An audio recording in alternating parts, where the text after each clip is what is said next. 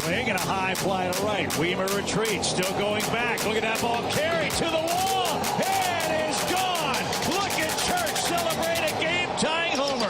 Let's get nasty on a Wednesday. It's a Fast Lane on 101 ESPN with Andrew Marsh, Carey Davis, and Jamie Rivers. I'm Anthony Stalter. Chip Carey on the call last night. Cardinals TV network. I like the way you enunciated that. Carey. Good job, man. On the call, yeah. What a win. Yeah, me too. Chip Carey. You gotta be careful. You keep saying call. it, it's gonna. I'm just saying it. I'm just trying to say it with the proper enunciation. Good job. So the Cardinals last night pick up a win 7-6, final in 10 innings, and you heard the call. It was really Nathan Church that delivered perhaps the biggest hit because his home run in the top of the eighth tied it at 5. And as BT and Chip were talking about on the call last night, Nathan Church was in a bit of a funk before hitting that home run. Define funk. He was, 2 for 22 or 0 for 22, something like that? It's been a while. 22. It's been a while. Yeah. Then Thomas Ajayci doubled to center to score win in the top of the 10th, and Weatherholt also knocked in Ajayci with a double of his own. Cardinals had to hold on after giving up one run in the bottom of the 10th inning, but they win 7-6. This offense has been so fun to watch, gentlemen. Jordan Walker, his hot streak continues. He picked up only one hit, but wound up being a big one because he hit a home run after I said, probably won't do it 2 games in a row. Clearly, we were wrong. He did. He did. J.J. Weatherholt with another hit. Alec Burleson with a hit. Gorman was 3 for 4. This offense can really score runs in a multitude of ways, and I don't know. I don't remember the last time I could say that about a Cardinals offense. Can you? No, I don't. I don't recall either. I mean, they did. They used the long ball yesterday. They were able to drive the runner in, and when you get the ghost runner in extra innings, they're playing. The offense is much better right now than I think any of us thought that it would be. Like there are still some holes in their lineup. I think Ivan Herrera eventually, he's only batting 179. I think that's going to get picked up. He has a track record of having more success than he's having right now. Mason Wynn also batting under 200. I also think that will be picked up. He was livid after he grounded out in the top of the 9th inning to end the inning and to actually push it into extra innings when they, close it out in the bottom of the 9th. But I think that those two things will get better. Pages, yeah, he's struggling at the plate. And I won't pick on him today, man. I'm tired. Tired of picking on Pages, man. I am, man. You do. I'm actually tired of picking on him. I don't. You actually seem very reserved with this. I don't feel like I'm picking on him. I feel like I'm just saying what I see. But I'm tired of talking about it. Like I was listening to BK and Ferrario earlier coming in, and they were like, he was better last year. I don't think he was. I think he's been letting balls past him for a long damn time. There's a reason why his sounder is what it is. It's frustrating, brother. And I don't have. It was another pass ball last night. It was so bad for me. This is how bad it is for me.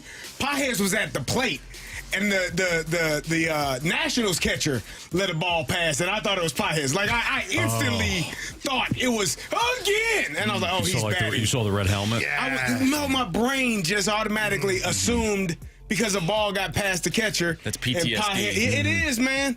I'm bad. I'm down bad right now with Pedro. So sure. I don't want to pick on him, man. I'll just say you can only have one struggle in life. And Jamie, you can only have one struggle in athletics, I would say. Okay. Give the coach. Yeah, that's better. In life, you can have multiple. We've lived through it, and we're still living through it. So that's Anthony. Yeah, multiple. But in athletics, your coach will tell you, "Hey, man, give me something different to correct you on." Don't make it the same thing, brother. Because if I got to keep correcting you on the same thing, guess what? I ain't going to keep doing it. I'm just going to get rid of your ass. And I'm not going to pick on Pedro today. Because, yeah, man. But everything else is good. I mean, He spent 2 minutes talking about him. I'm not going to pick on him because if I did pick on him, it would have been sound much like worse. this. It would have been worse, man. It would have been much worse. Good for you, CD. Yeah, Good glad for you're not you. going to pick on I'm not Pedro going to pick today. on Pedro. I just want him to play better. Well, he's not playing today. Don't we all? So. It's not? No. Too bad. So last night, down 5-3 in the 7th, tied the game in the 8th, won it in extras. We talked about the young bats showing up. So Jordan Walker solo home run in the 7th, started the comeback, continues to flash power potential, continues to just hit all over the field. Nathan Church with the game tying home run. Capitalizing on a weak bullpen. Cardinals scored 5 runs off the Nationals bullpen, which is good. That's familiar. Good turn of fate there. Starting pitching, Liberatore, 5 innings, 4 earned runs. Not a disaster, but not a stabilizing force either. I didn't think that was a great performance. He couldn't fully control the middle of the innings, and allowed Washington to build the lead. Again, I didn't think it was a disastrous start. I didn't think he was very good. You mentioned that the offense is exciting to watch. If I were to tell you that Ivan Herrera and Mason Wynn are batting under 200, and you still say this offense is exciting to watch, That's a good thing. that's a good thing, right? I would have to assume that they are going to play better, and who knows where this offense can ultimately go. We know Ivan Herrera can hit, and we know that Mason Wynn, while not in Herrera's on his level, Mason Wynn is a solid contributor offensively as well. I mean, hell, he was a cleanup hitter at one point. But Ivan Herrera, we know what type of hitter he is. So once he gets going, Yeah. this offense could be even more dangerous. I like what I see from the offense. I think, Jamie hit on it yesterday. Like, this offense is not going to quit. They're never going to feel like they're out of the game. And Jordan Walker is hitting the ball really well, hitting it to all fields, which is spectacular for him. Nathan Church, like you said, got out of a slump with a long shot yesterday to tie the game and keep them in the game where you're like, man, this game's probably over. No, it's not. So I think there's a lot of excitement in this lineup. And if the bullpen can carry their portion, if the starting rotation can carry their portion, I think they got a chance to be a really good team. But you got some holes in certain areas that need to get cleaned up if you want to have, sustained success this year. Hey, bullpen was okay last night. Is that what we're celebrating now? Soriano, 2 scoreless innings. Riley O'Brien, allowed inherited runner. But other than that, still closed the door, looked great. And we talked about this in the office. How about and Lisa? I need to hear what Lisa's thoughts on this are. Well, this is Nolan Gorman with the barehanded throw, running in from third base. Alec Burleson, a perfect scoop. That was a great play at third base. And I know we've talked about it multiple times. We questioned Nolan Gorman's defense throughout his tenure here in St. Louis, but that was a heck of a play. Yeah, it was. Heck of a play. I don't know if the Cardinals win if that ball goes past Burleson, if it's, if he bobbles it on the throw, who knows what that inning looks like. Yeah, and I think the defense overall has been solid. Agreed. I mean, we really haven't talked about Gorman being a total disaster at third base, like some were suggesting. There were some Cardinals fans that thought he was just going to be a huge liability. Now, he hasn't always played third. They've mixed him, at DH, and they've had some other guys step up and play third as well. But I think the defense has been quite solid to start the year. It really has only been the bullpen that has been awful, and Dustin May as well in the starting rotation through 2 starts. So the Cardinals wrap things up today in Washington. They'll take on old friend Miles Michaelis. Michael McGreevy will start for the Cardinals. More likely to happen. Miles Michaelis shoves, surprisingly, or the Cardinals tattoo him for 11 runs. Cardinals tattoo him. Probably not 11, and probably 8. He won't make it to 11. Snowman?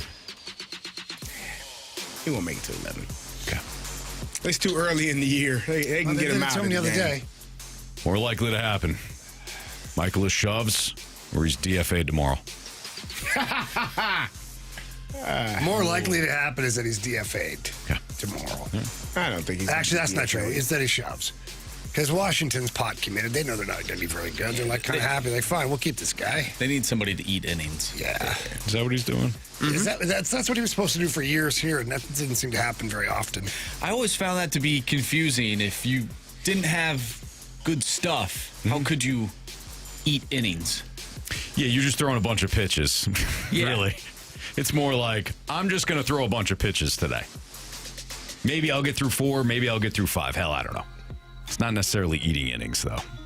Yeah. Good pitchers eat innings. All right, it's Fastlane on 101 ESPN. That start time, by the way, is 3:25. 3:05. Cardinals versus Nationals today. We will talk to Brad Thompson at the bottom of the hour, so we'll get his take on guys like Jordan Walker, and maybe we'll ask him about Pedro Pages, and certainly this bullpen if he has any ideas when it comes to fixing this bullpen. Switching over to hockey. Is it best that the Blues don't make the playoffs? What? Marsh, why would you pose that question? I know why. What the hell is wrong with you? It's next on 101 ESPN.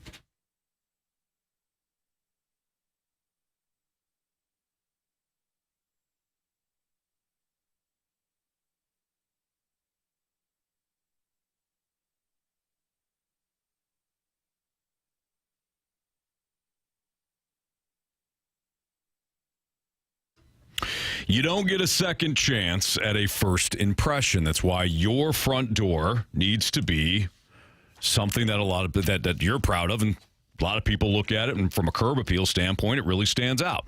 Something you also might love is that you get some things for free when you work with Mosby Building Arts, at least through the month of April. So at Mosby, all April long, when you invest in a brand new exterior door, the hardware is completely on the house. And that matters, too, because your front door is the first impression of your home. It's style, it's security, it's energy efficiency, all in one. And the hardware, that's the finishing touch that pulls everything together. So now you're not just upgrading your entry, you're getting that complete look at no extra cost. Call Mosby before the offer ends on April 30th. 314-909-1800 is the telephone number. Again, 314-909-1800 is their number. You can also visit callmosby.com, schedule a free brainstorming session. They'll come out. Sometimes replacing a door isn't just the only thing that they do. They may have to do some flooring and things like that. Maybe you got some damage in the basement that you want to get taken care of too, because maybe there's some water damage going on. Mosby can fix it all in one fell swoop, and they do it right. Mosby Building Arts, the right remodeling company.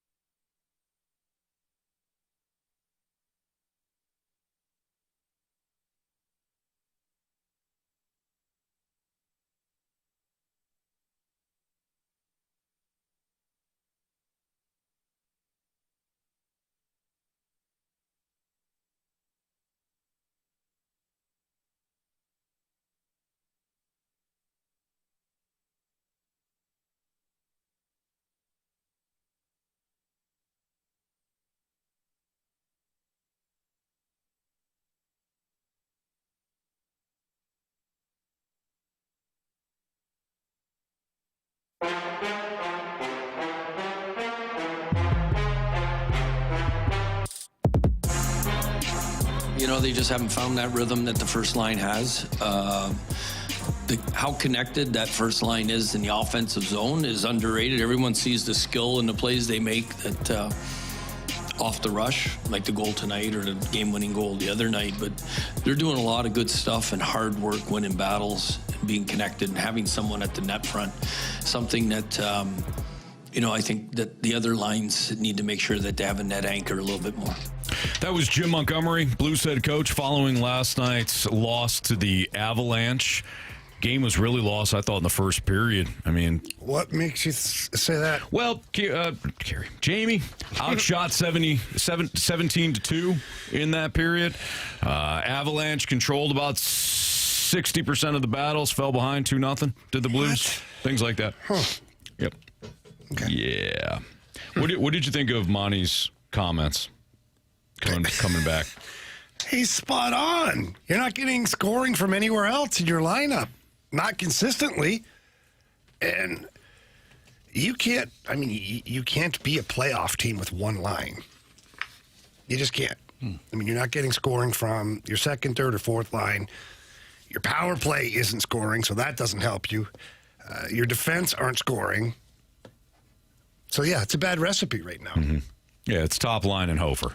And pray for everything else. Yeah, pretty much. Mm-hmm. Okay, yeah. I mean, the D are playing well, though. Like, you can't take that away from, like, Broberg and Mayu playing well. I love Parayko, Lindstein. Those guys look pretty good. Tucker's played pretty good since being back in light. But they're not generating any offense. So that's the tough part. All right, so the Blues losing last night 3-1. Didn't look competitive for the majority of the game. You just talked about the lack of depth of scoring, which has been on display for the Blues now recently. Marshy posed this question. Is it best that the Blues don't make the playoffs? Because, one, no depth of scoring. Two, don't want the team to get used to only playing good in March and April. And three, you want the Blues to get a higher draft pick. So is it best that the Blues don't make the playoffs and they just kind of regroup? Yeah, I don't ever feel that way.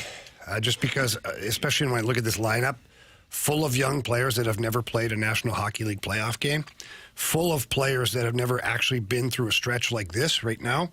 It's one thing to say that we're repeating the same behavior, but the roster is substantially different from what the team was last year, coming down the stretch with their hot streak. So I do think there's benefits to players like Lindstein, Finley, Berggren, Mayu, Snuggerud, Stenberg. Like, there's a lot, almost three-quarters of the lineup could benefit from not just this stretch right now of playing meaningful games with high intensity, high stakes, but also even if you get in. I understand you're getting in against Goliath. If you limp in, it's going to be this team that you just saw last night that made it look pretty easy in the first period. Right. But it's also that it's the experience of going through all of that, too. There's always benefit to it. I remember playing in my first playoff series and being a part of that. I learned so much because things are done so differently in the playoffs. It's not like showing up every day to the rink for practice or on game day. It's just a routine. No, there's so much more that goes into it that you can't teach unless you're in the moment. Mm-hmm. So I'm personally never a big believer in missing the playoffs. Now, I understand the draft pick conversation, but, what are you going to tell this team anyways? Do you think they're going to go out the rest of the season and not try to win each game? No. So no, this is just fodder for us fans. That's all it really is. But the bottom line is these guys are going to continue to push, and for guys like Neighbors and Carey, they're going to still want to try and finish strong because they're not happy right now with their offensive output. They're not happy with the way things are going. Dvorsky's going to look to have a bigger role. Joel Hofer's going to continue to put his best foot forward to be the number one goalie moving forward for the Blues. Jordan Binnington, if he gets a start, he's going to want to show everybody that he belongs back in the pipes. There's so much for each individual to play for that I have a hard time seeing a team, even in an organic tank, like we thought they could do by getting rid of some of the veterans and playing some of the younger guys more. So I think the draft pick, if I'm an organization with a team like the Blues, I just say, you know what, let the chips fall where they may.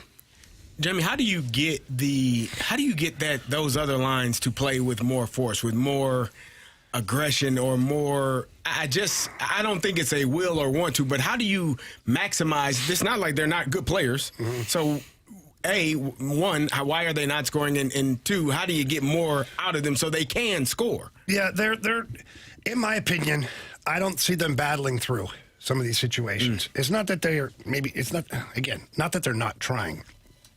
But in a contact sport, Carey, as you know, there's two entities. There's one entity wearing one color jersey and another entity wearing your color jersey. Mm-hmm. And both of those entities are going to battle. And for the most part, at the end of the day, who won the majority of the battles, right? Or who wanted it more, or who was willing to do more to win said battle. I don't think right now the Blues, those guys are winning those battles. Mm-hmm. The other team right now has players that are either just physically better, more talented, but still it's a sport of hockey, right? To where I think you can level the playing field by outworking, by being more physical, by playing smart. I just see guys like Jordan Kyrou, very perimeter player right now. If the game gets tough, he's really nowhere to be found. Mm-hmm. Jake Neighbors, he's made his career in the NHL by being a net front presence, a guy that gets to the blue paint. He's not getting there. He's not doing anything with it. You saw Colorado last night. What did they do when they scored? Get the puck to the blue line, immediately fire it on net, and you have a guy standing right there in front of Joel Hofer. Otherwise, Joel Hofer's making the save. He was fantastic last night. So what did you learn about the Colorado Avalanche 5 minutes into the game? Wow. Offensively. In the offensive zone, what did you learn about them? Because you just said it. You just said it. Yeah, move the puck to the blue line. And they get guys in front right away. Get guys in front right away. Predictable. Yeah. They're predictable, which is a good thing. Which is a good thing in hockey. Well, it is, because then at least your forwards know if I go to the net, I'm going to get rewarded with a shot on goal. And your defensemen know that if I get the puck, I'm allowed to shoot it because I will have traffic in front of the net. It won't be just a warm-up shot from the blue line on the goalie. Mm-hmm. So that's the key, too, is being very predictable to where you have a very singular thought of getting the puck to the blue line, get bodies to the net, and shoot the puck. And then puck battles after that. Mm-hmm. I always talk about puck retrievals. Following a shot, what team retrieves the puck? Who's hungrier to get those loose pucks? Last night it was Colorado. Mm-hmm. And for the most part, the Blues have been, even the second, third, fourth line, they've been hungry on some pucks, but then they don't do anything with it. So for me, over the last handful of games that are left here, my focus would be with those three lines and my defense core, be predictable. Cycle the puck down low, do what you got to do. Once it goes up high, it has to get to the net, and we have to have bodies there. And let's see how that works for a game or two or three. See what happens. Because right now it's just not happening. It's Fastlane on 101 ESPN. The Blues will take on the Jets tomorrow night. Pre-game right here on 101 ESPN starting at 6 o'clock. The puck will drop at 7 on the Blues Radio Network. Again, you can listen to all the coverage of tomorrow night's Blues and Jets game right here on 101 ESPN. Brad Thompson will be on the call today, the TV call, alongside Chip Carey and the Cardinals TV network. He's going to join us next. We'll break down some things that we've seen thus far, including Jordan Walker's hot performance and what do you do about a shaky bullpen. Brad Thompson next on 101 ESPN.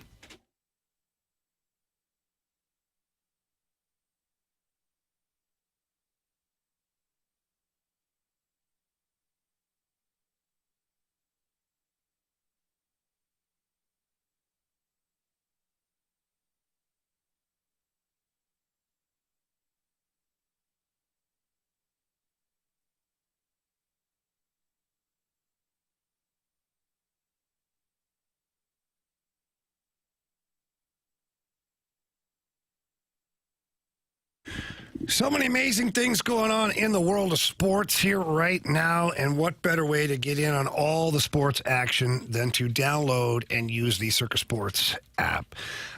It is the white logo, so go to your App Store or your Google Play Store, and you punch in Circus Sports, find the white logo. That's for the state of Missouri.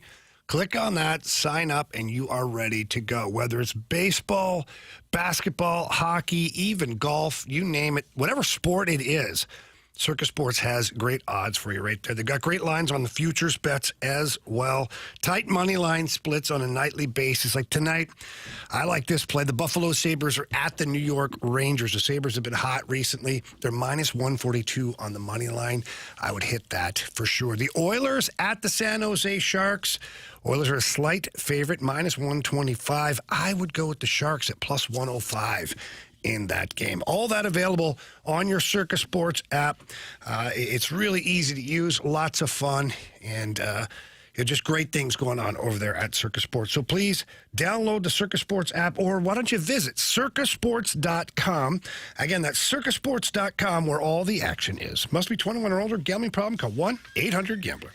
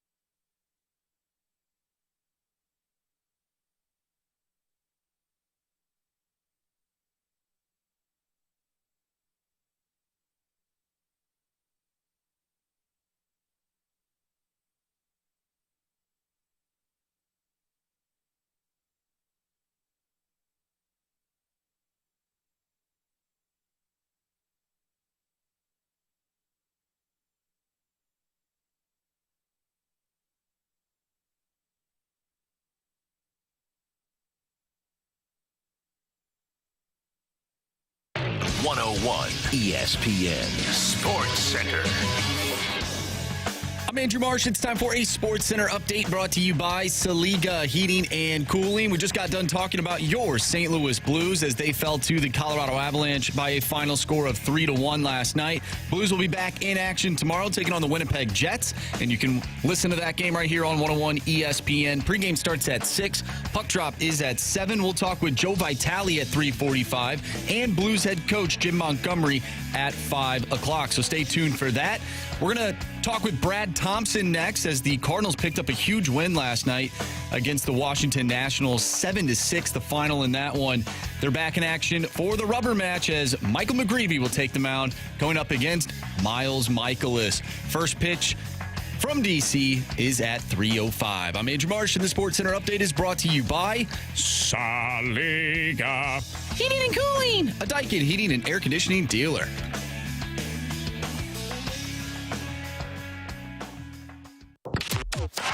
We're talking everything Redbirds with Cardinals TV analyst Brad Thompson on 101 ESPN. BT is presented by Buffalo Wild Wings, the ultimate home run for wings and wins.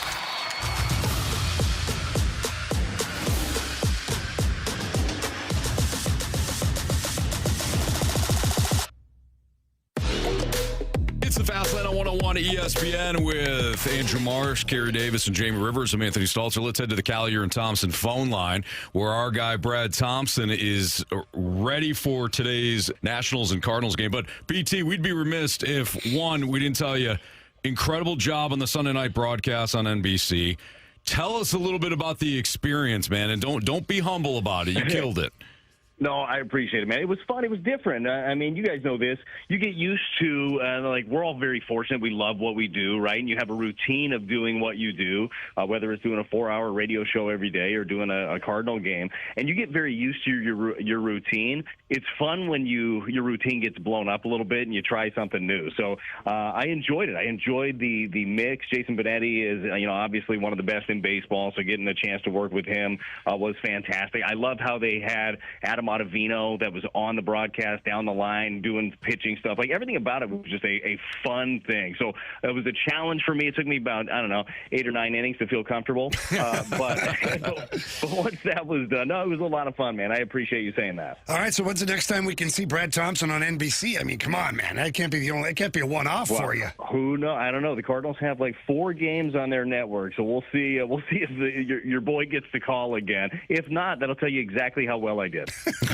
No, you killed it either way, and it's always going to be on the resume and the highlight reel.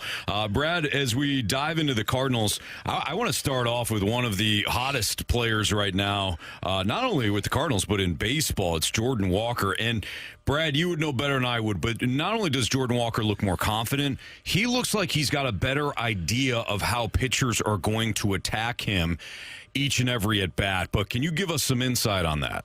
Yeah, look, you're absolutely right. I'm so happy for him. You guys know all the work that he's been putting in, and we all know, look, we could all call a pitch sequence from a year ago of how everybody was going to attack Jordan Walker, and bingo, bango, bongo, you'd have it, right? Mm-hmm. Sliders away, he'd swing over it. But diligently putting in the work to change his approach, to change his swing, too. He simplified his swing a bit. He's not as open as he was before, so he's able to see the pitch on the outer half and get to the pitch on the outer half. You'll notice that his hands are far more quiet. He would travel a lot with his hands. He'd move them up and then down. Now he's keeping them very quiet and getting direct to the baseball. But really, that confidence that you're talking about, to me, that's the biggest thing. And really, it's kind of to me, a storyline of this entire team. We always talk about, hey, Jordan Walker, he's got something to prove, right? He's got something to prove that he's going to be a bat in this league. I feel like Jordan, among others, also has something to prove, to himself, that he can do it, here consistently. And I think any young guy in whatever your career field is, sometimes you got to prove it to yourself that you actually belong. And I think that he's doing that. So the game planning that he has been doing is great.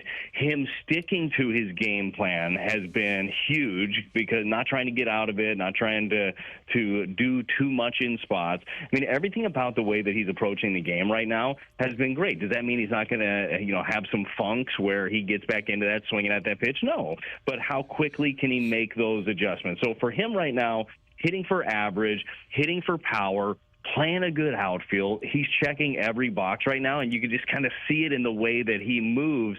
He's believing in himself. BT, you think that he's having a little more success because of maybe just the thought process overall of the organization?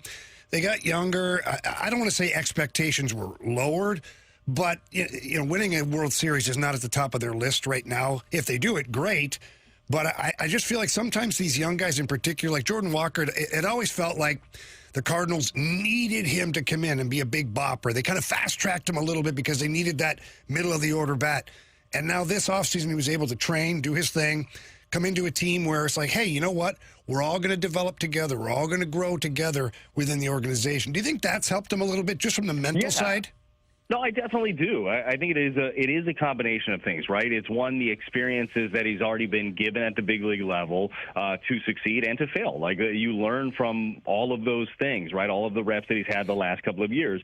But yeah, to your point of being in a group that this whole group is basically in the same boat. They're all trying to prove themselves at the big league level. They're all going through the same thing. So you have a group that's pulling the rope the same way, right? Everybody can sit down after the game, drink their chocolate milk, and talk about it. You know what I mean? Because nobody drinks beer in the clubhouse anymore. So Heaven forbid.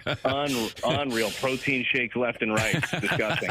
But give me a double. They're all doing this. They're all doing it the same way. They're all having the same experiences. So I really do think that there is something freeing in that for a young player that realizes you're not looking around. It's like veteran, multi-year contract. Like this guy, I can't talk to this guy about it. No, you can talk to everybody about it, and you can also be a voice. That's one thing that Ollie has talked about too with this group, and he's mentioned Jordan specifically also in certain meetings. Jordan will step up and have a voice, and he'll have an opinion, and he's not afraid to get up in front of the group and start being a guy, if you will. So yeah, I think that there is a lot to do with that. When you have a young group that's going through experiences at the same time, I mean, top to bottom in this lineup, I'm looking at it right now, like they're all trying to learn and prove that they belong. I think it's probably a very safe place to be right now if you're a young player. Yeah, speaking of young players, I wanted to talk about J.J. Weatherholt just for a second, and I think you're actually the perfect guy to bounce this off of,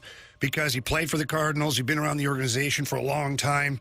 You know the rich history of all the players that have come through here. When's the last time you've seen a young player like J.J. Weatherholt who just steps in and, dude, it feels like he's been here for 5 years already, and he just keeps stepping up in big moments. He's getting on base darn near every single game that he's played. I mean, when's the last time you saw a player like that, and like, how amazing is this? Yeah, it's been a while. I mean, it really has. And it's one where he's not a kid fresh out of high school, right? He had his college experience, so he is 23 years old. He's been around a little bit. But the way, like, and we were talking about this a little bit on the broadcast last night, you watch his face. Like, you just watch him approach things every single day. His face stays the same. Like, he is just so calm and so ready. So the double that he hit last night, right? Double in the 10th inning, RBI, extending the lead last night. That what I loved about that was, yes, the result of it, that's fantastic. But I love the adjustment that was made. We've seen in the last couple of games of pitchers trying to ride a fastball up high on him, and he'd been under it. He'd been fouling them off, and they'd keep going up there to get him out. Well, they tried to go up there again. He got on top of it, made that adjustment. I mean, he's wise beyond his years when it comes to his approach, his mentality, and that's what kind of gets you really excited for, because there are going to be times where things are not going well for him. Maybe he's not seeing the ball, whatever it is. You don't think that he's going to dig himself a hole. So, look, I don't even have a comp of like the last young player that came up with the feel that he has, but it has been fun. I think that he has got a home at the top of the lineup because, like you mentioned, Jamie, this is a guy that he gets on base, he takes his walks, does not strike out a ton. I mean, you like the skill set that he has. And, oh, by the way, he's playing a really good second base. 2006 World Series champion Brad Thompson, and now Cardinals TV color analyst, joining us right now on the Fast Line on 101 ESPN. BT, from the good to the not so good. The bullpen has been rough in the early going here, save for a couple of guys. Riley O'Brien has looked sensational, but I think the biggest question is, what can the Cardinals do about it now? And is this Chaim Bloom's first real big test where he is challenged with either being patient or, possibly making some moves internally to fix this problem? Yeah, look, you're right. Riley has been great. JoJo has been great. For the most part, Stanek has been solid, although he gave up that 3-run shot the other day to James Wood, which was like a 1-iron that like the shortstop and center fielder jumped for. That was ridiculous. He's had a nice series. That kid is something special. But we actually were talking to Ollie about this earlier today, and we're 2 weeks into the season right now, and you still got some guys. you know how it is. I definitely know how it is in the bullpen. There's volatility at times, right? You're going to have some ups and you're going to have some downs. Like Swanson in particular is one. Numbers don't look good. He is a contact guy. That contact has been finding holes. The ERA is inflated. He was one of your best arms last year. So you kind of ride that out a little bit more. That doesn't mean there won't be some mixing and matching in this bullpen. And now that we're at the 15-day mark into the season, you can actually start utilizing your 40-man roster before you'd end up having to make a roster move, so you couldn't do it. So we might see some piecing together, but I still believe this group is going to be highly effective. But I don't think it's time to tinker a ton right now. Soriano had a great game last night. He extended things, gave you 2 innings. But I feel like it's something to definitely keep an eye on because you're going to be playing a lot of tight games. These guys need to lock it down. But I don't think there's any panic currently about the situation. BT, as you said, 15 days into the season, and no disrespect to Ivan Herrera, but I didn't think I'd see myself being more comfortable with him behind the plate rather than Pedro Pages right now. What are we seeing from Pedro that maybe he can adjust or work on, or maybe something that's going on that has got him glitched up a little bit? Yeah, I mean, they're definitely generally very sure-handed. I think that there have been some ones that have been some head scratchers. I don't have anything to point to directly with him. On the flip side, though, I feel like Herrera has made some big changes behind the plate, and he looks far more comfortable. The game planning has been really good, so that's what he wanted to do. He wanted to force their hand and make sure that he was behind the plate more and more. He is behind the plate tonight. He's been catching McGreevy. He's been catching Palante for the most part with those guys. So you credit the work that he has done. I believe that Pedro is going to be fine behind the plate also, and he is still the rock for all the pitching staff. You got any questions, he's got the answers as far as game planning, all of that. But it has not been the start, certainly, that he wanted to, defensively and from a hitting side. Brad, we know you got a rock and roll here for the series finale. It'll be that old friend Miles McColas today. Oh, Moose. Yeah, he on loves the that. mound against Michael McGreevy. He hated that one. He did. Poor guy. He did. 3:05 start time. Brad, we appreciate you, man. Thank you. Go get him today. All right, guys. Thanks for having me, and I'll talk to you next week. All right, sounds good. Thanks, Brad. All right, coming up next, we'll play Beat the Streak, and we'll have our home run derby picks for this Cardinals and Nationals game next on 101 ESPN.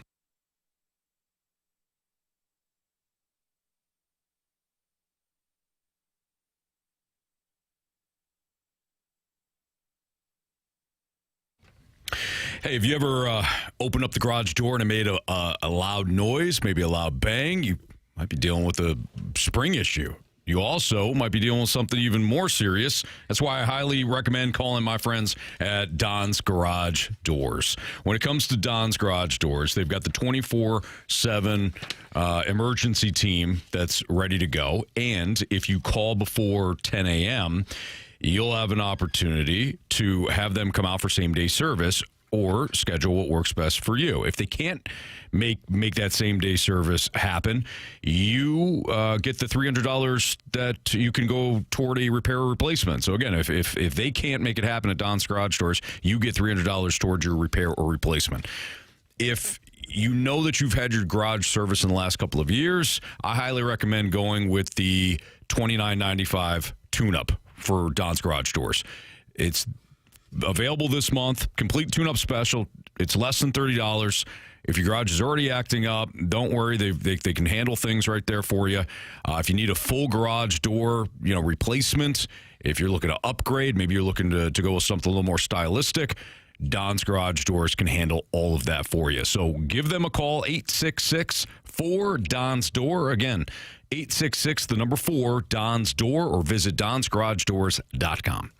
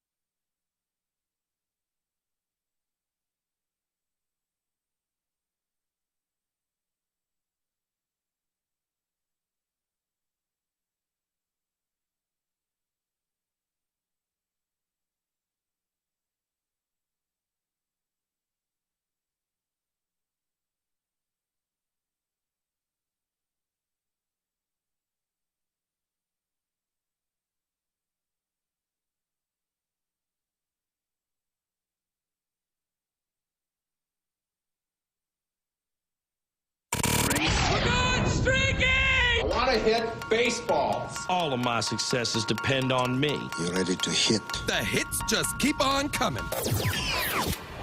And his first big league hit is a bullet up the middle. Time to play Beat the Streak and also the Home Run Derby.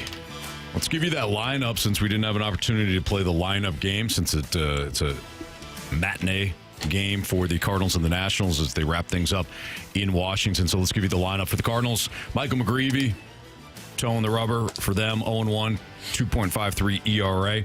J.J. Weatherholt will play second and lead off. Ivan Herrera is your catcher. He'll hit second. Alec Burleson will hit third and play first. Jordan Walker is your cleanup hitter. He's going to be in right field. Nolan Gorman is hitting fifth, and he's your DH. Mason Wynn is your shortstop, and he's hitting sixth.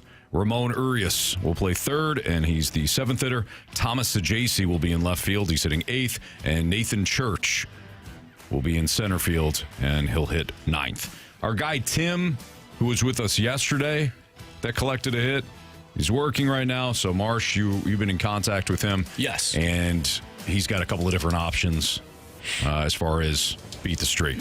What are our latest standings? Or streaks, I should say.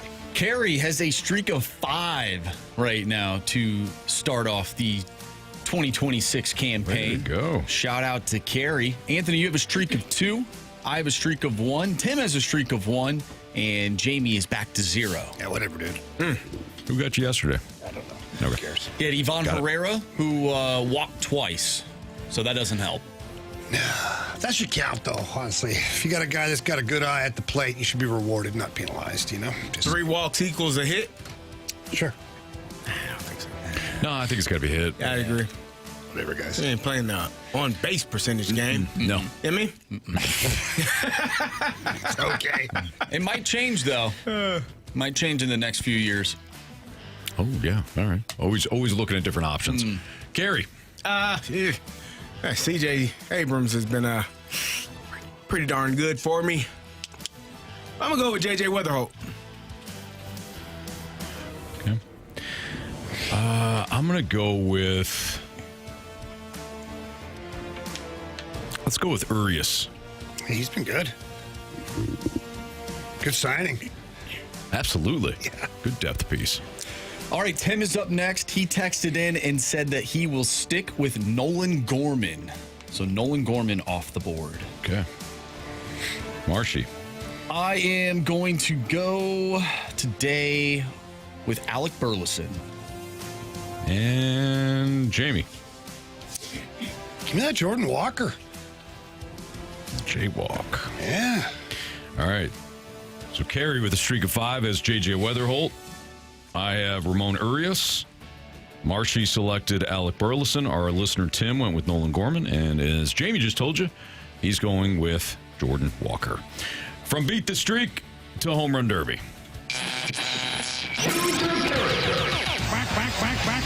Back. They fair! They fair! Go foul, go foul! I don't believe what I just saw. Home run. All right, so nobody picked up a home run last night. Jordan Walker touched seats again. Yeah. And none of us had him. Could have been you, Anthony. Could have been me. I had Jordan Walker for Beat the Streak. I did not have him for the Home Run Derby. Not great. Shameful. So I have 5 points. Jamie has 2 points. Carey and you, Anthony, still at 0. Maybe that will change today. Miles Michaelis on the mound. Who knows?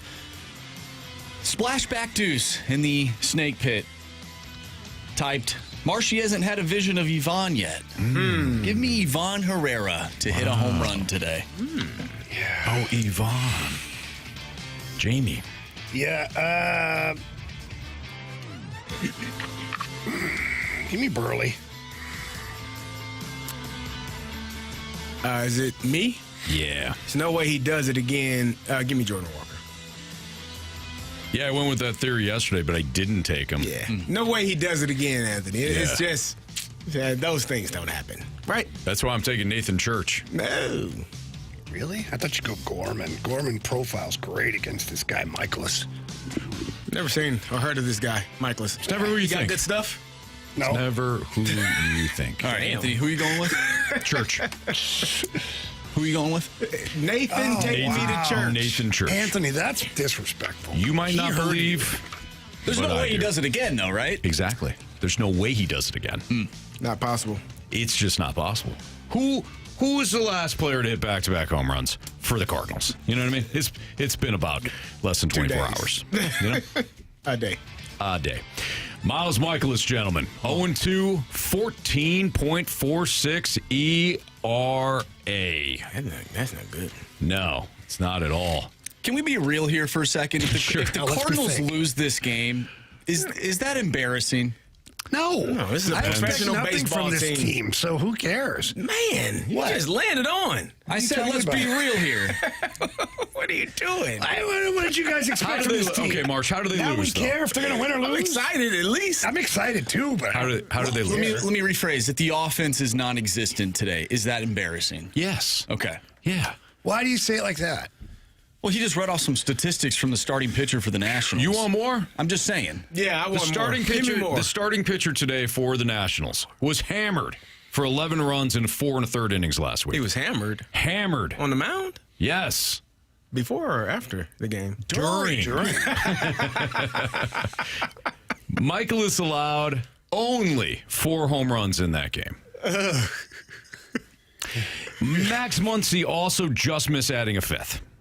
One thing we know about Miles Michaelis is he's if he gives up a lot of runs in one game, he's liable to do it again in the next one. So it's possible it happens.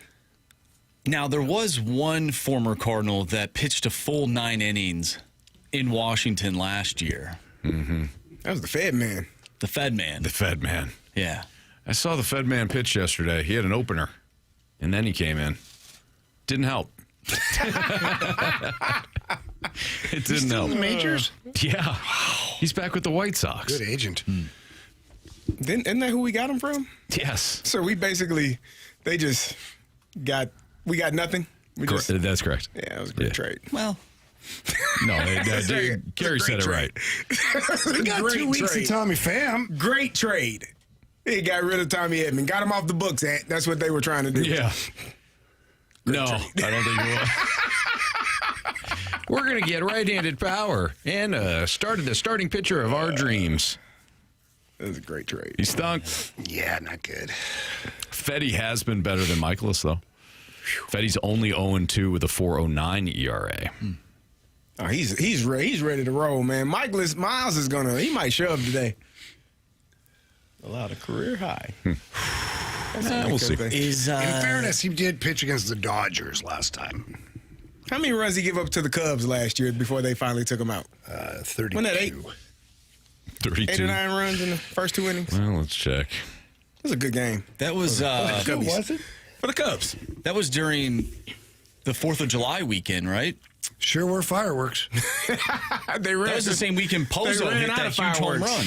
That was the same weekend because I was in Chicago and they didn't have the fireworks at Navy Pier because they used them all At the baseball field. at Wrigley Field. All right. Wow. I found the stat line.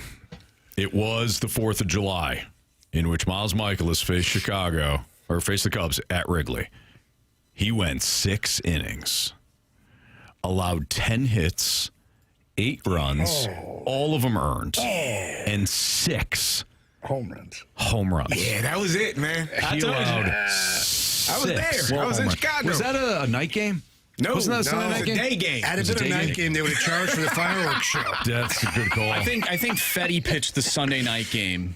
Okay. Yeah, if I'm And not that was mistaken. just as bad, if I remember correctly. Which, by the way, this is what's scaring me. So we get a text message to the Air Comfort Service text line from the 618. I'm nervous. We're only at -120 on the money line. And I checked earlier, Miles Michaelis, his over-under in terms of earned runs given up was only 2.5. What do the odds makers know that maybe we don't? They ain't watching enough ball.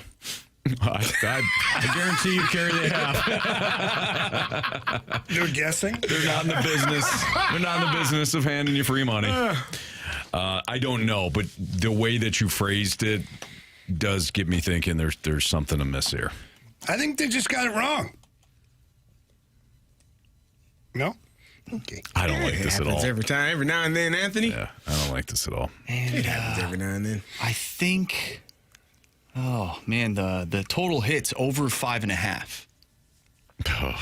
For the Cardinals? Something's wrong. Yeah, in the first inning. Splash, by the way, said, hey, other than those 6 home runs, he had a pretty good outing. Not wrong. Soft contact.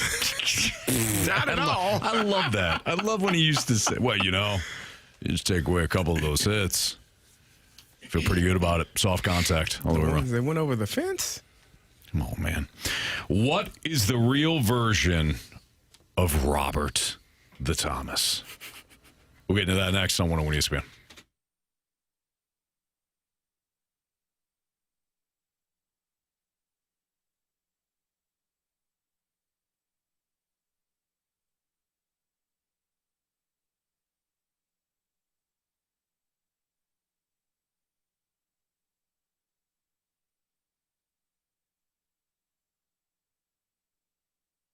I'm sure, CD, we've got a lot of listeners that are just as, if not more competitive than we are, competitive at life. And if you're somebody that either is competitive and you want to get back on track, or you used to be more competitive than you were, and it's that fire's still within you, then go see our friends at Mentality. If you don't get into the gym anymore because of time, okay, but are you being honest with yourself? Because for me, I was getting into the gym consistently because I just didn't feel like going. The motivation wasn't there. And it started to affect other things in my life too, Carey. But when it comes to Mentality, they taught me about the free testosterone, whether or not, your levels are where they should be. They weren't. And once they did get me back up to the normal range, I started to feel great again inside and out of the gym. Yeah, if you were a guy like myself that was always in the gym, but now you're tired, maybe the workouts are harder and longer than you remember. Maybe it's not just that you're old or getting older. Maybe it's your low testosterone. And Mentality does a great job of figuring those things out. They run real labs, give you real answers, and they, like you and I, they talk to us in layman terms. I don't want to know all of the doctor and technological terms. Give me the real answers, and that's what Mentality does. They will give you the answers, whether it's peptide therapy, whether it's testosterone. You can get all of those things taken care of. They'll run the labs. They'll get you the answers, and they'll get you going and feeling better quicker than you thought could happen. And honestly, Carey, I'm healthier now because they're drawing my blood every 5 to 10 weeks to make sure that nothing else is going on. They give me my lab results and say, here's what's going on in your body. I just had a checkup at the doctor's office, regular routine physical, and everything came back fantastic. Indeed. So if you want to start feeling the younger version of yourself, right now all new patient labs will be covered in your treatment plan. That's a savings of $250 right out of the gates. Head to Mentality, reclaim the old you, the younger you, with our friends at Mentality. You can schedule your appointment now at lowtusa.com.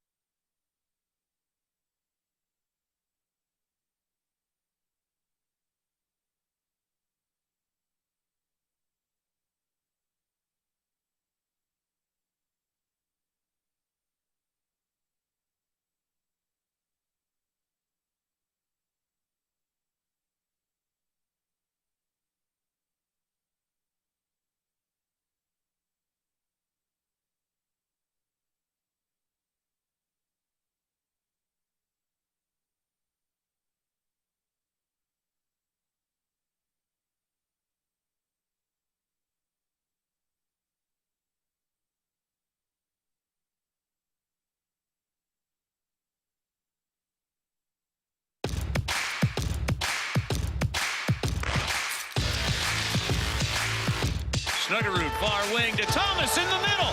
Fan shot, score!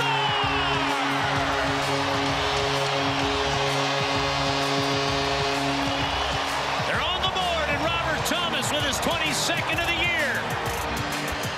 Chris Gerber, Blues Radio Network on the call last night. Robert Thomas continued his point streak. It's now up to 6 games. 6-game point streak, 11 points overall during that span.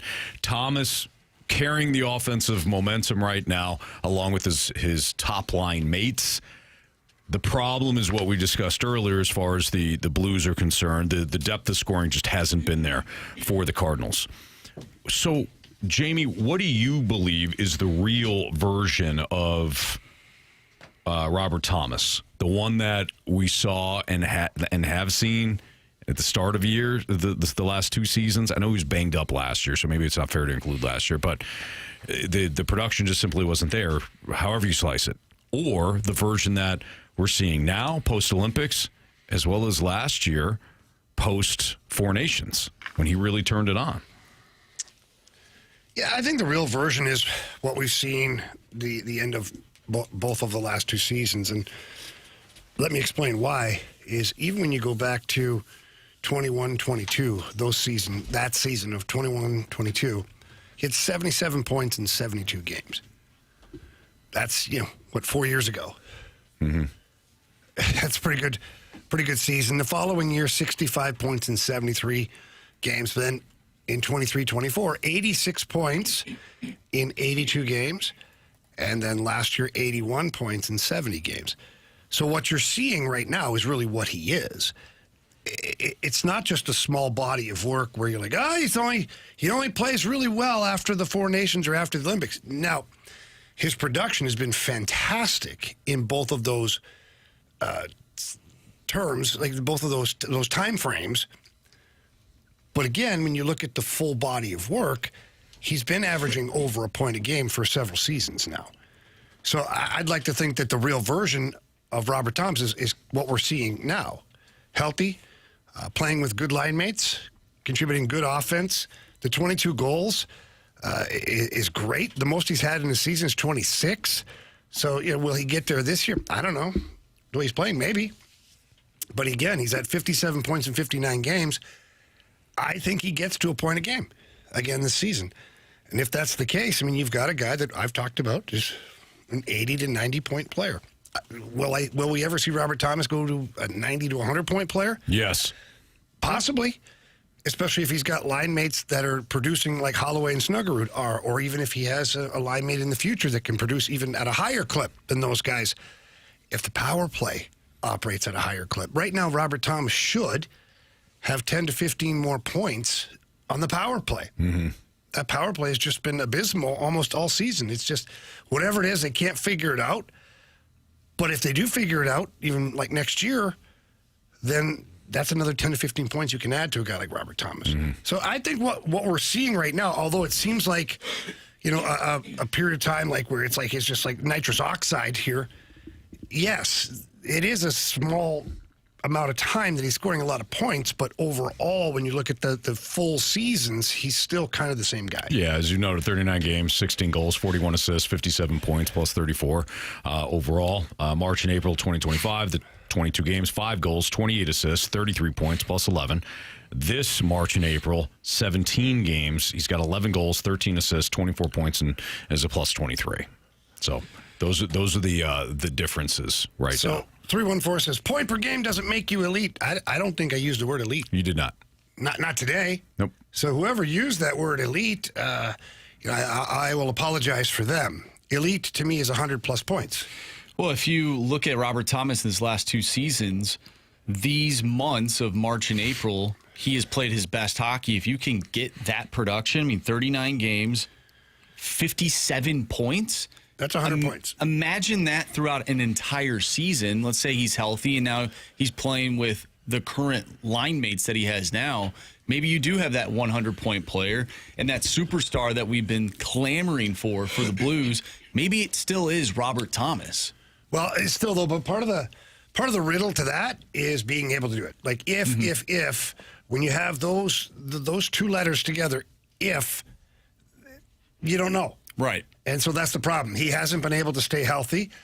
There's been something going on last year, a little something that held him back. This year, a little something that held him back.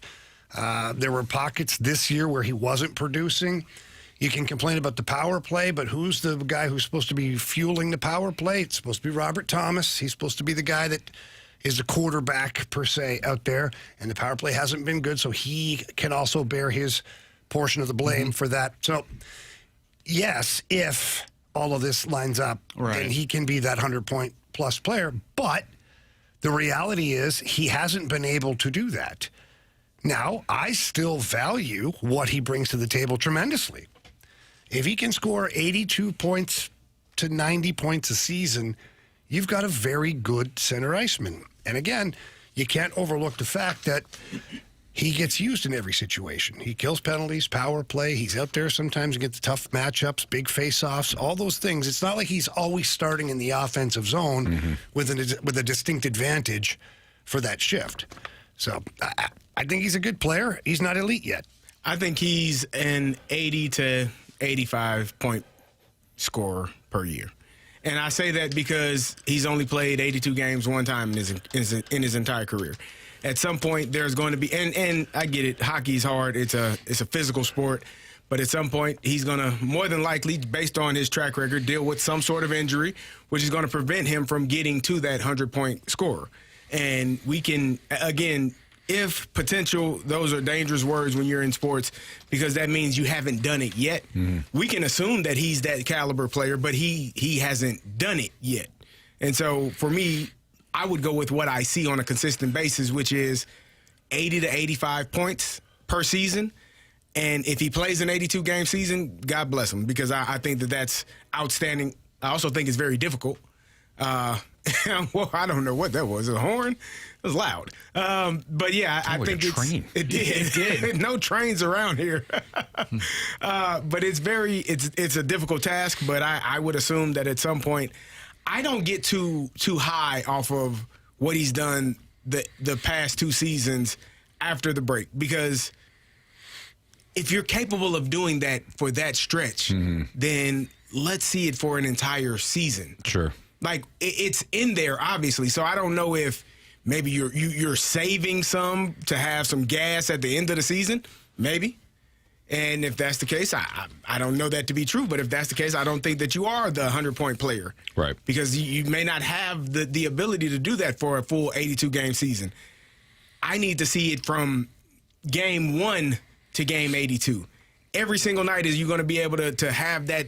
Probably not. But playing with the level that he's been playing with the last month and a half, I think is outstanding. Now do it for an entire season. And that's what sports is. Like, once you show someone what you can do, that's what's expected of you. That's why, honestly, that's why. Yeah, that's why I never really wanted to score goals. Then they just expect you to score goals. I think that's a little different. It's a smart idea, Jamie. Yeah. No, it's if you take a puck to the face, then they say, oh, you can do that. Yeah. And now they expect you to do it more. And they did. Exactly. Yeah. That's why some guys don't. Probably should have scored more goals. I just look at the creativity that this first line has, the chemistry that they have. I don't know if you were getting that from other players that Robert Thomas has played with before. I don't know if those other players bury pucks in the back of the net like they do. Robert Thomas is a playmaker. I've seen multiple times where he's set people up and they have not finished. So that's just where I stand. I think we're seeing right now what he is capable of doing when he's put with the right pieces. And you can make the argument, well, he should make other people better on his line. He should elevate players. But I've looked at the, what did we call it yesterday? Not progression or regression. The remotion? Remotion, yes. Yeah. The remotion of certain players in this stretch. And that kind of tells the story for me. There you have it. All right, that's Andrew Marsh, Carey Davis, Jamie Rivers, Anthony Stalter. Are we seeing, after just having the real version conversation with Robert Thomas, are we believing in this version of Jordan Walker? We'll get into that next on 101 ESPN.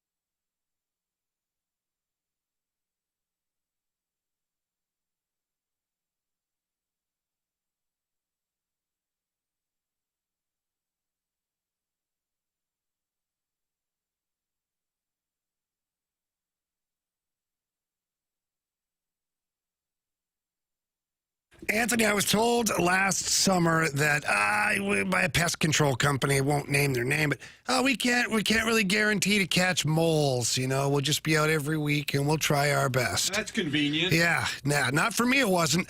That's why I called Amco Ranger. They came out last week and they set some traps around the yard.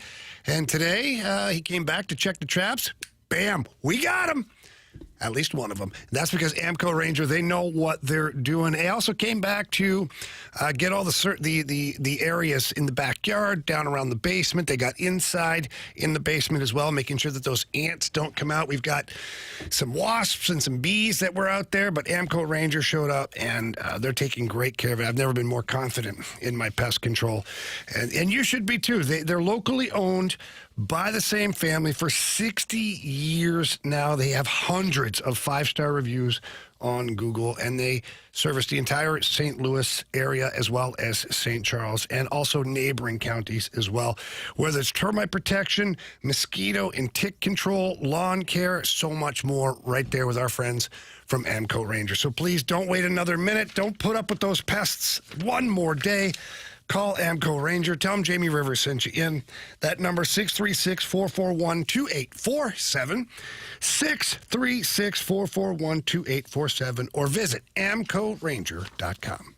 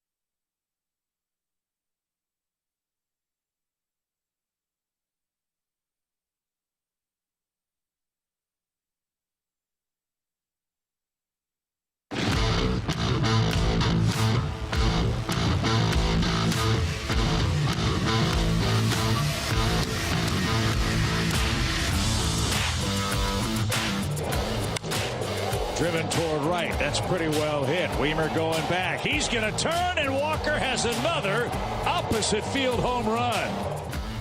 Chip Carey on the call last night, Cardinals TV network. Jordan Walker has been nothing short of sensational for the Cardinals to start this season.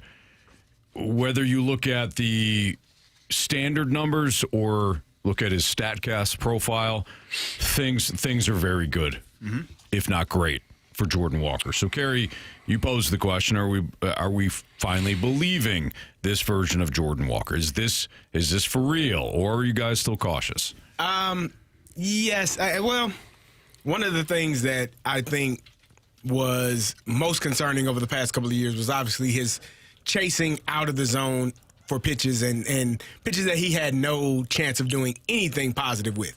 But for whatever reason, he was continuously chasing those. He is still striking out. I think he struck out earlier today on a check swing. I think he's 13 now. But they don't look the same, in my opinion. Like, now he's getting fooled. It looks to me as though he has an approach. He's looking for a specific pitch, and he's waiting on that pitch. And when he gets that pitch, he's going to take off on it. And as opposed to up there guessing and kind of doing the, in and out double dutch, trying to figure out when to jump in, when to get out, he looks more confident and more comfortable at the plate than he has really at any point in his entire career. He still hits the ball extremely hard, which was one thing that I never understood why people, he's hitting the ball. He's hitting it hard as hell. It's hard as hell to hit the ball, regardless of where you're hitting it. He's smoking it every single time. And he always has done that. Yeah. So that part hasn't changed, but now he's more set and more comfortable, in my opinion, in his approach, and he's actually hitting the ball where he wants the ball to be pitched, and he's doing damage with it. So for me, I would say if this is his approach and it continues to be the approach, I think he's going to have a really good season, and hopefully it turns into a really good career. But this has been fun to watch. So I'm optimistic, hopeless optimistic, as our good guy Marshy here is, that this is the version of him that we will get for the rest of the season and hopefully going forward. This isn't his path is also not uncommon. I mean, let's just talk about a former Cardinal in Adolis Garcia. Earlier in his career, he kind of bounced around, and I know Cardinals fans wanted to see more of Garcia, but really, the Rangers dumped him too, and then brought him back. Shouldn't have tripped around third base when he was running home. That's good call. Can't do that. Can't do it. He could have been a Cardinal still. Could have been. Trip over the bag. Very true. So he bounced around some teams, inconsistent, not trusted. His breakout came much later. If we're in the midst of Jordan Walker's breakout, he's only 23. Garcia was 28, so it was much later. But what changed for Garcia is, to me, what we're seeing now with Walker. What changed for Garcia was approach, pitch selection, confidence. Right. And what are we seeing right now? We're seeing a better plate approach, we're seeing a better pitch selection, and we're seeing confidence. And I thought last night, after he hit the home run, his next at bat, he was physically frustrated that he missed on a pitch. Like, he knew which pitch he wanted, and he fouled it off. And then the very next pitch, he fouled it back.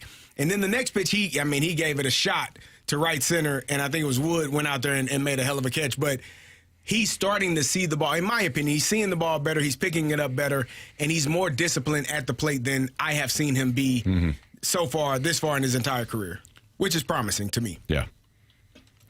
Some other examples too. I gave you the one of Adolis Garcia, but if you look around Major League Baseball, Kyle Tucker had a similar. He's top prospect, struggled initially, struggled to hit the ball with any sort of consistency, looked overmatched. And right around 23, 24, all of a sudden, his star took off. Same deal. Plate discipline, swing decisions that often kind of lagged behind his raw talent started to catch up. Right. And then once those raw tools took over, everything clicked, and it clicked pretty fast. All I got to do is take a look at the age of this player. J.J. Weatherholt is 23 years old. This is his first year in the majors, and he's playing very well. And, we talked to BT earlier, you mentioned that too. He's like, he's a little more seasoned, This is the fourth year for Jordan Walker? And he's only 23.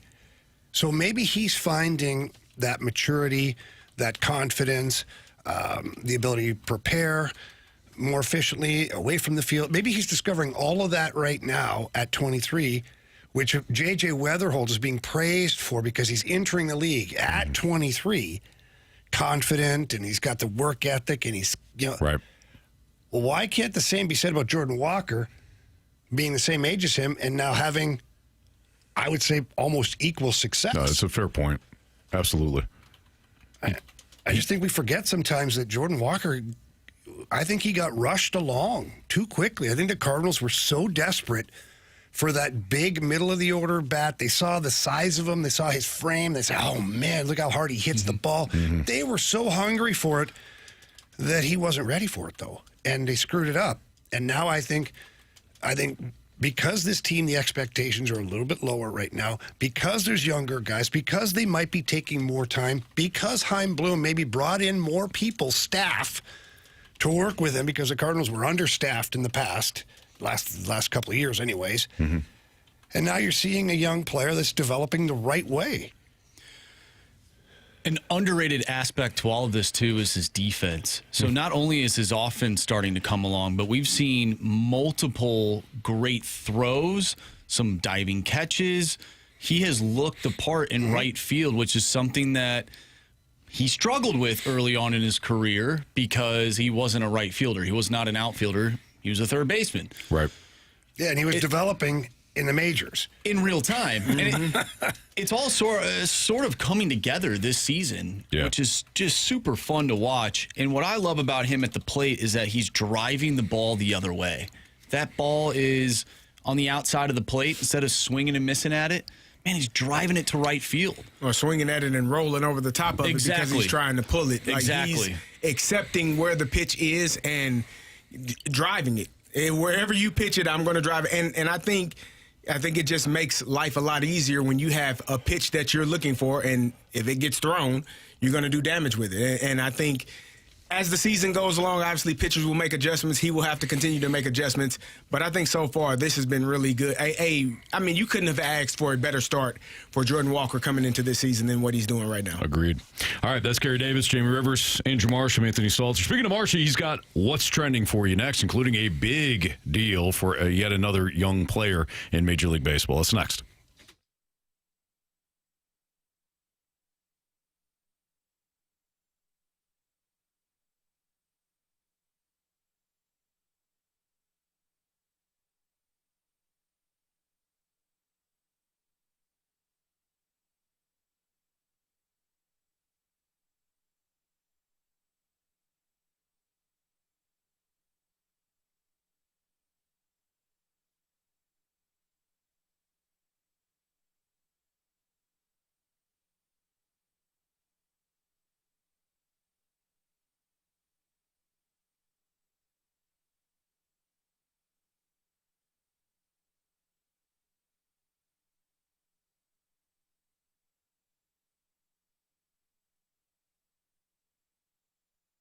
The Fast Lane is presented by FanDuel. FanDuel has your back with a special Mulligan bet back token this week in golf. Once the tournament starts, you can turn any losing bet into a bonus bet for another try. Now you've got the protection you need to take that sleeper pick or make a bold prediction. Backing someone to win it all? Go for it. Like someone to finish in the top 5, lock it in with confidence, because if it doesn't hit, you got that mulligan in your back pocket ready to go. And you know Scottie Scheffler is always at the top of the leaderboard. So is Rory McIlroy. Can he do it again? Who knows? We'll see if he's able to. All you have to do is visit FanDuel.com/local to claim your special mulligan bet back token. You must be 21 plus and present in Missouri. Opt-in required. Refund is issued as non-withdrawable. Bonus bets that expire 7 days after receipt. Max refund $5 unless otherwise specified. Restrictions apply, including token expiration. See terms at sportsbook.fanduel.com. Gambling problem? Call 1-800-GAMBLER.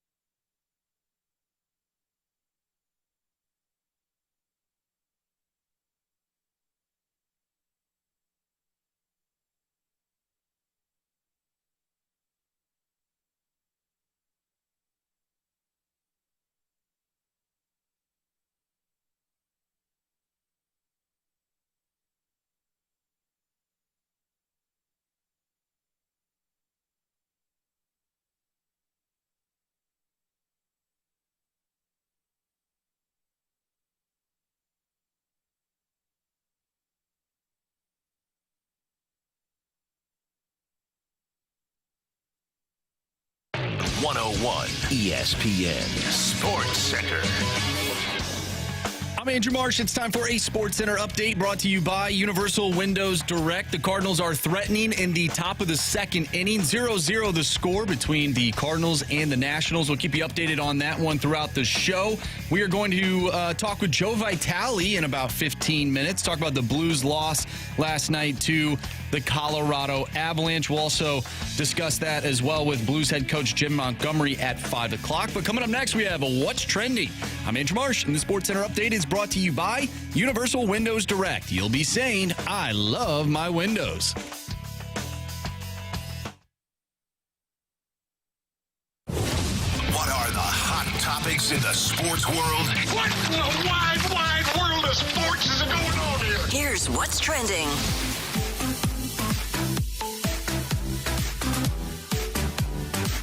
Welcome back to the Fast Lane here on 101 ESPN with Anthony Stalter, Jamie Rivers, and Carey Davis. I'm Andrew Marsh, and it's time for What's Trending. Gentlemen, Connor Griffin of the Pittsburgh Pirates just got paid.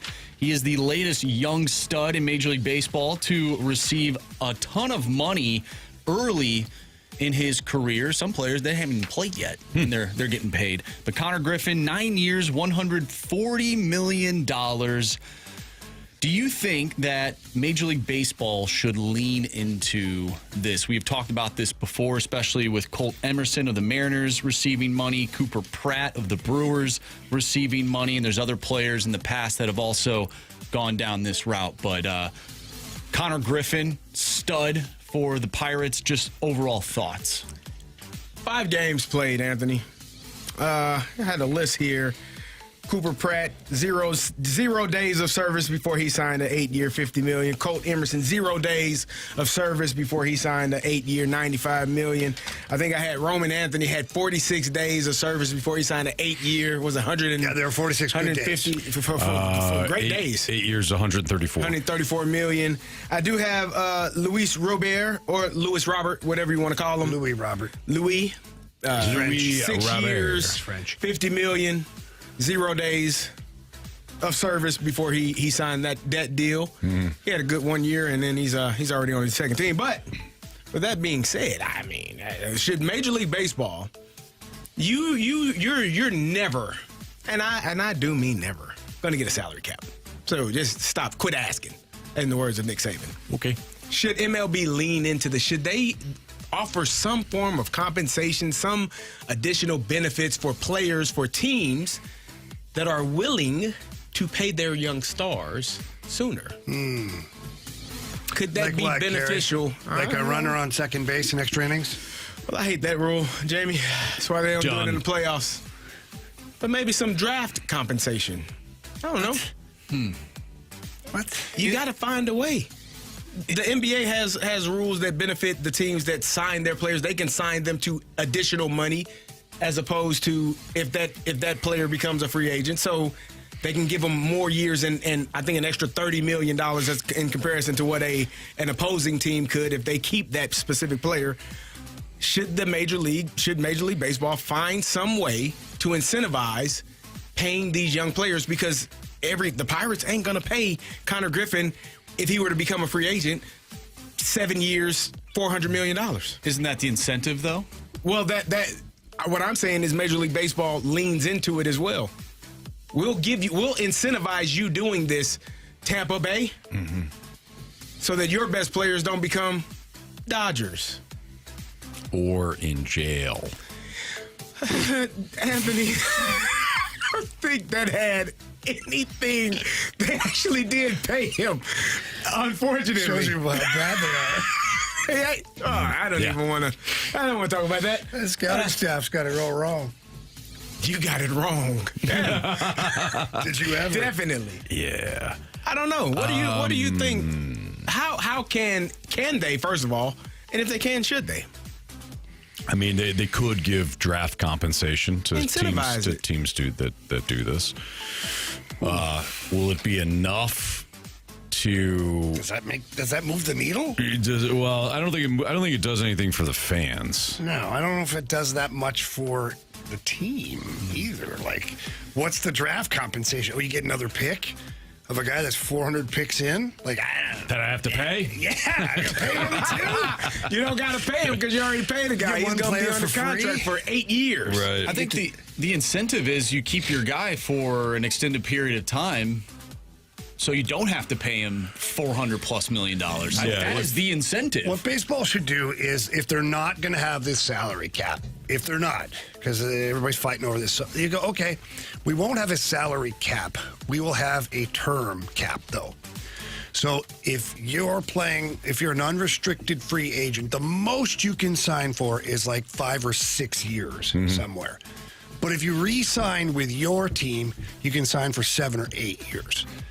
So that the team then has an advantage. They can offer their own player more. That's not bad. And then the player can guarantee himself more money.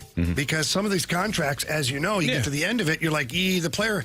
Yeah, the last 2 years of that's going to hurt. That player's not going to be very good. Right. Okay, well, that's fine. But now I get an extra year or two with my home team that I re-signed with. I like that a lot because then that is a benefit for the fans if, of course, keep the player. That player and it gives gives that team an advantage. Fans out. Yes. Because we can now pay you more in total than someone else. I like that. That's why I said workshop it, man. Yeah. Well, Jamie just worked and shopped that thing. The NBA has rules where they give you can get more money with your current team than on the free agent market. Do something. And Major League Baseball lean into it. Yeah. Carey, you brought up the NBA. I came across just something on Barstool Sports, and it came from a Reddit user. The Reddit user is Kelowna 6969. Kelowna? Probably a Kelowna Rockets fan, right? Is that the name? Sounds like California. Maybe it's someone from Kelowna that now lives in California. Maybe that's the case. But this user made this Reddit post, how to solve NBA tanking, dynamic beer pricing. I'm going to read this for you if you haven't seen it. It says, attention Adam Silver, I just solved tanking. Never mind lottery odds. What if the NBA just tied beer prices to dynamic pricing and wins and losses? NBA mandates all beers at $10 for all teams at the start of the year. Teams can increase prices by 35 cents per win and must decrease them by 20 cents per loss. They go into the current beer price win-loss standings of the NBA right now and all the numbers. I won't read all that. However, it then goes on to say, imagine this. Every time your NBA team wins, beer prices go up. Every time they lose, they go down. Would you prefer your team hover around mid-tier pricing for a balanced experience? Love cheap beers even if your team is tanking, or hate paying $15 beers when your squad is dominating? What are your thoughts on that?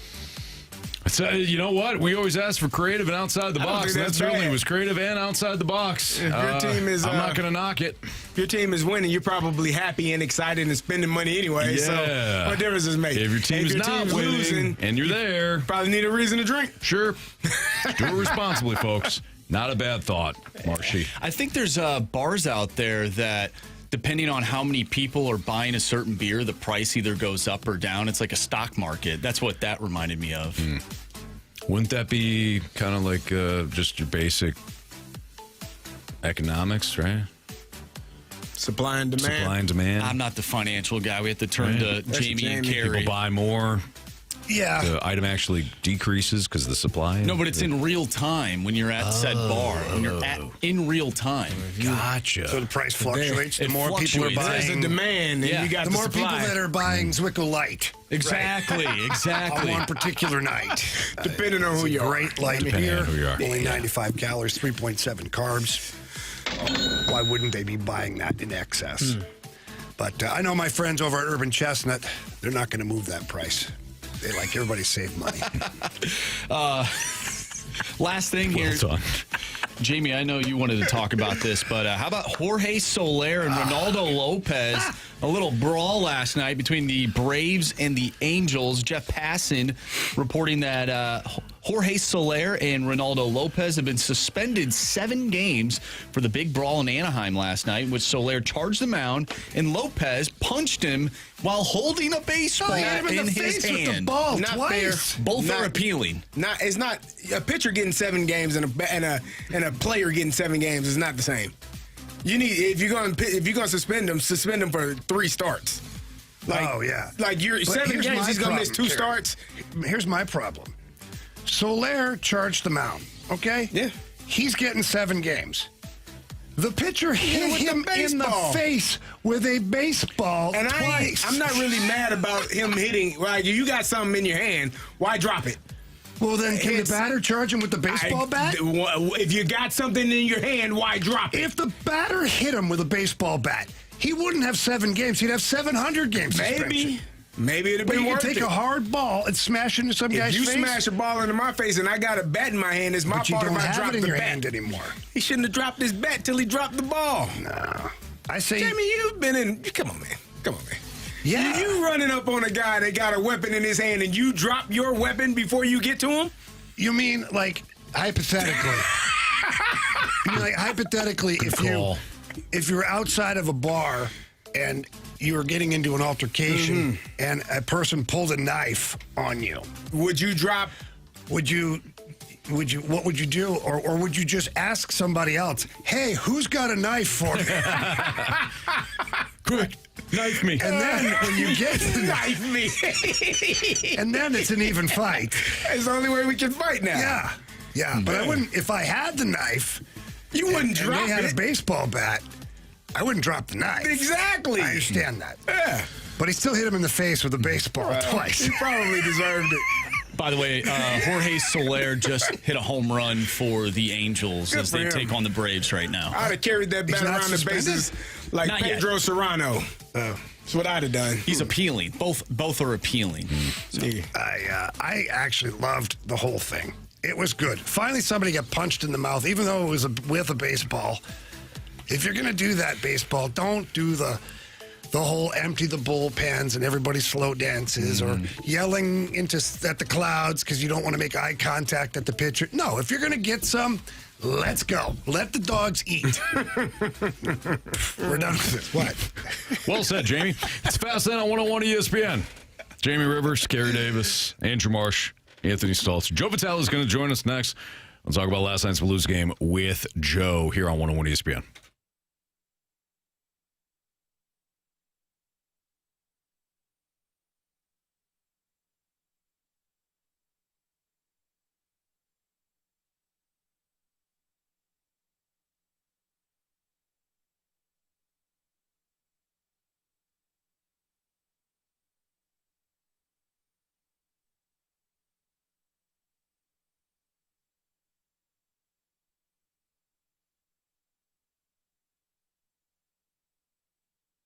Cheap, fun. Let's get dirty, St. Louis, with my friends over at Dirt Cheap. They are your one-stop party shop, and this time of year is so exciting. The weather gets nice outside. You're going to have those barbecues, those get-togethers to get the pool open very soon.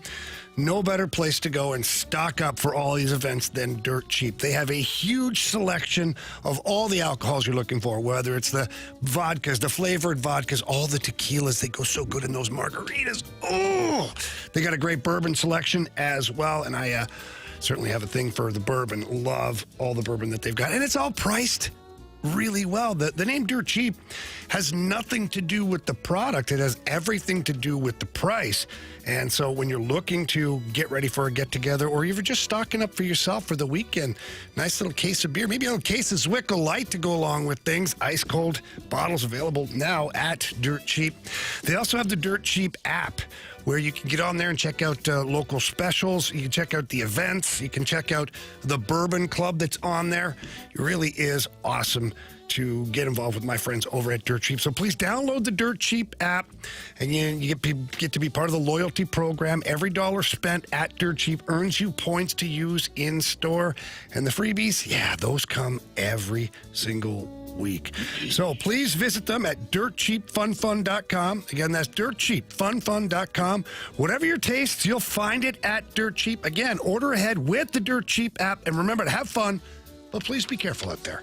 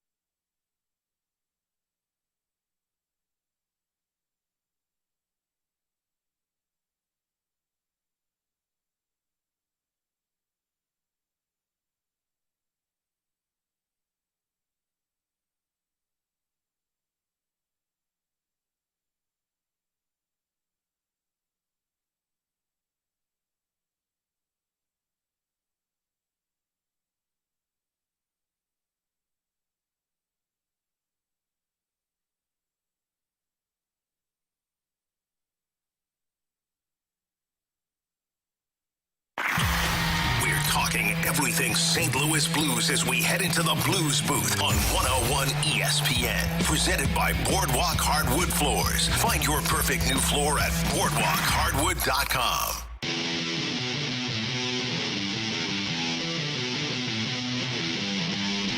With Carey Davis and Jamie Rivers, I'm Anthony Stalter. Let's head to the Callier and Thompson phone line. We're joined by our guy, Joe Vitale, former NHL professional, as well as somebody that's alongside Chris Kerber, the Blues, on the Blues Radio Network here on 101 ESPN. Joey, how are you? Hey, Stoltz, what's going on? Well, tough one last night for the Blues. The first period really got away from them, but one of the highlights has been Robert Thomas. We had the discussion earlier. What do you think the real version of Robert Thomas is? The one that we've seen post Four Nations and Olympic break, or the one that has gotten off to some pretty slow starts? Yeah, I think it's for me, it's pretty clear. It's the player we've seen in the second half over the last two seasons. You know, I think Robert, what he has done recently has been the biggest bright spot for me in this season. You know, I think you look at certainly Joel Hofer emerging as an elite goaltender, one of the best. I think he's going to become the best here very quickly in the league, where everyone around the league is going to look to him. You know, I think he's a player that in 4 years from now, Team Canada, he's the go-to guy. Young players in Dio Lindstein, Jimmy Snuggerud, incredible rookie season. So these are just little spots for me of greatness we've seen this year, and certainly some silver linings to a tougher year. But the biggest one was this emergence of what we really see as an NHL elite two-way center in Robert Thomas. He did it last year. I think he comes in this year. I think the expectations were high. I don't think people really realize the extent of the injury, on lower body injury he was dealing with this year. You know, had a brace on his knee all year long. He was trying to power through. He knew it was an Olympic year. He was an Olympic hopeful, along with the Nick Suzuki's. He was kind of in that mix of who are they going to take. So that's why you power through it. As soon as you realize the Olympic hopes were long gone, he decides during the Olympic break to get his procedure on his lower body there, and then he just takes off. So I look at the first half of this year as nothing more than a player dealing with an injury. And now that he's healthy, it's incredible what he's doing. Not only offensively, because the numbers certainly show it, but defensively, that was the first goal that him, Holloway, and Snuggerud have allowed in 180-plus minutes last night together. So defensively, he's been incredible. And aside from that, Stoltz, we're looking at the future captain, future leader of this team. And I think that you lose Braden Shen. Okay, go get it, kid. What do you want? Like, what do we have here? Like, is it going to be his show, or is he always just going to be a supplemental piece?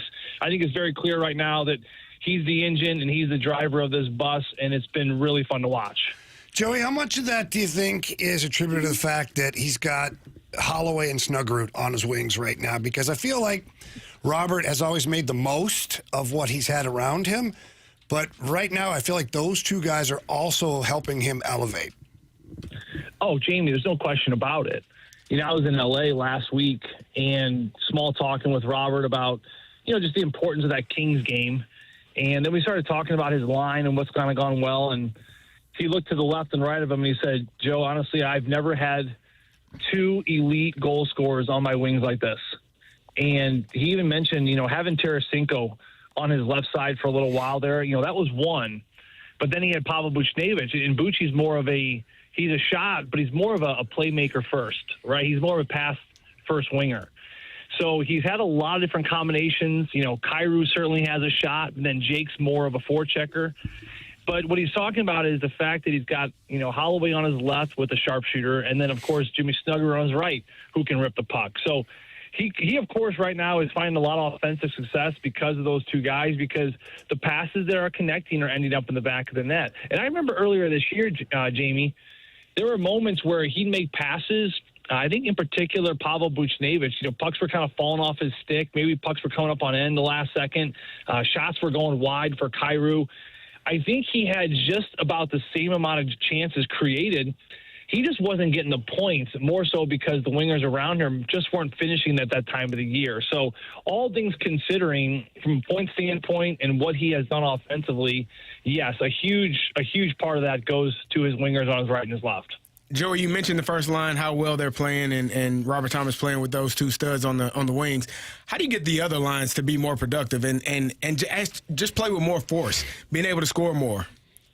You know, Carey, it's going to be probably the biggest issue for this team. You know, they have 5 games left, and in this offseason, you know, I think one of the big questions that Alexander Steen and Jim Montgomery have to sort through is, you know, what happened to the depth? Where has the depth gone?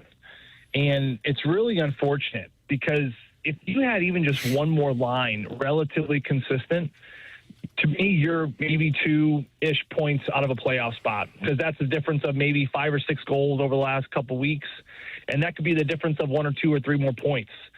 You know, in particular, you know, I'll kind of give Dalibor Dvorsky a little bit of a breather, and Stenberg. They're young. They're still working their way through what this pressurized hockey feels like this time of the year. But, you know, players that, you know, I think that should take more ownership of it, and I think they do, you know, it has been the Kyrou and then the Buchnevich line with Jake Neighbors. You know, that was a line that Jim Montgomery tried for so long. And I want to say 7, 8, 9, 10 games in a row. And they just were not producing at the rate that they should, whether it was something to do with the chemistry or Buchnevich was, you know, more suited on the wing and they had him at center. Something about those 3 just was not clicking on that second line. But to me, that was disappointing because there are 3 established veterans. On that line, you have 2 proven 30-goal scorers. Jake Neighbors, of course, one of the best power forwards on this team as well. But that's going to be the question mark for the offseason. For me right now, is that what do you do about the depth and how do you manufacture more offense? Joe, you played the forward position, so I want to ask you specifically, how difficult is it to get to the front of the net? I assume it's much like blocking Ray Lewis. You want to score, you got to block him. Everybody doesn't want to do it, but if you want to score, you got to block him and get it done. If you want to score, you got to get to the front of the net. Nichushkin stood right there and was able to do it. Why are we not able or willing to do it? Well, I think we have at times, to be fair, Carey, but, you know, it hasn't been enough. I agree on that point. It hasn't been consistent enough. You know, to answer your question, I don't actually think it's that hard at all. You know, that was just my perspective on it. You know, and Jamie, of course, he grew up in an era just a little bit before me, but it was extremely difficult in his era. It was a little bit less difficult in my era. And to me right now, it's not that hard. I mean, with all the cameras and replays and suspensions and fines, I mean, guys aren't taking liberties like they used to. I mean, this whole idea of paying a price to get to the front, I mean, yeah, you really had to pay a price back in the day. I don't know if you really got to pay a price anymore as much as you used to. So I hate using that as an excuse. Well, it takes a lot of courage and it takes a lot of grit to get there because I just don't see that as much anymore. It is a big question mark. It's amazing why you don't see it more. The only thing I will say is that you do take a little bit of a beat down. And for players that go there, I think they get discouraged over time because pucks aren't being – I said a bad word. That's how I feel. Hey, yep, you're speaking for all of us, Joe. What's going on here? You got all of us at attention. I got you, Joe. They'll have no idea. The pucks aren't being funneled. That's what I was saying. That's what you did say, Joe. That's what you did say. Falk had a great goal last night. Yeah. You are hearing things wrong out there. So the issue to me is the pucks aren't being funneled there enough where you're rewarding the guys that are getting there. You know, it's like Nichushkin goes to the net last night. You know, Devon Taves, Cale Makar. You know, those guys, Brent Burns. My gosh, Brent Burns. The guy is incredible at getting pucks. It's insane how he's been doing it for as long as he has. But their D distribute the pucks in that, so they reward the guy for getting there. So to me, it's less about the punishment you take. It's more about if I go there, is any puck going to get to me? So that's the big question mark, and I think that's where you have to have both. You have to have guys willing to get there, but you have to have defensemen and forwards on the outside with the willingness and, of course, the skill set to get it to the front. You know, it's like a coach once told me, you know, what's more important, the rear axle of a car or the front axle? It's like, well, they're both important. You need both of them. And to really establish net front presence, you need guys with the willingness to go there. But I think right now for this Blues team, you need more players with the mindset to get pucks there to reward the guys that are working so hard to get in front. Well, Joe, we know how hard you're working right now. So we appreciate you. Thank you. We'll talk to you again next week. Yeah, sorry for the potty mouth. You guys No, you're good. No, you're good. fine, Joe. Yeah, you said It's puck. fine, Joe. All good. See you, boys. See ya. That's Joe Vitale. You'll hear him tomorrow night. Blues, Jets, pregame, 6 o'clock, puck drop at 7. We have a returning Gauntlet contestant who will take on either Carey, Jamie, or Marshy next on 101 ESPN.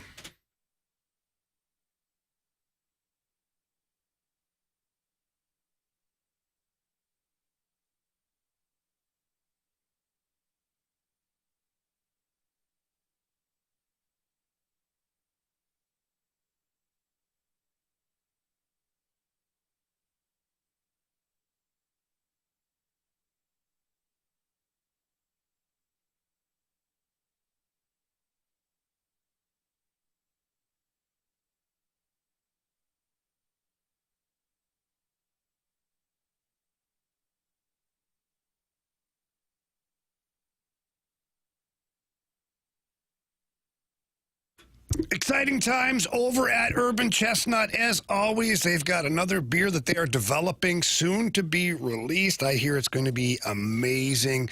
But they currently have the Zwickle Light that they are still getting out there. In fact, tomorrow night at Shamrocks in St. Peter's, we're stopping by from 7 to 9. We're going to catch the Blues game, have some Zwickle Lights, take some pictures, have some laughs, tell some stories.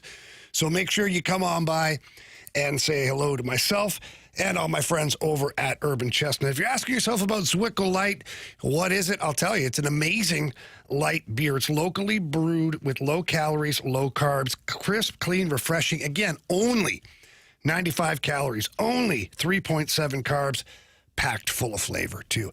Every time I hand a Zwickle Light to somebody who's never tasted before, I love watching them taste it for the very first time. Their eyes get big and they look at me like they're shocked. I can't believe it tastes so good. I'm like, that's what I'm telling you, man.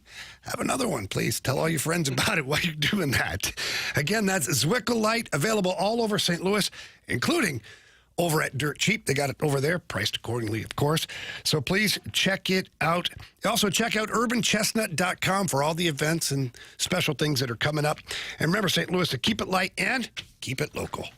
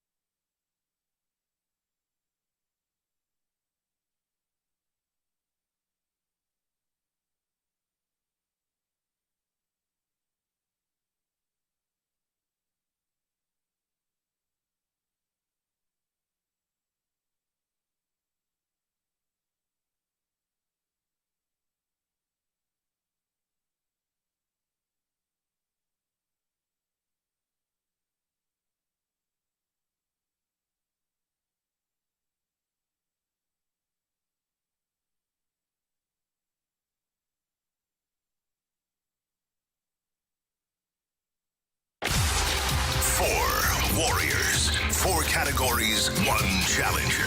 Can you survive the gauntlet? Brought to you by Blue Note Roofing. Roofing, siding, and gutters. Visit BlueNoteRoofingSTL.com for a free inspection.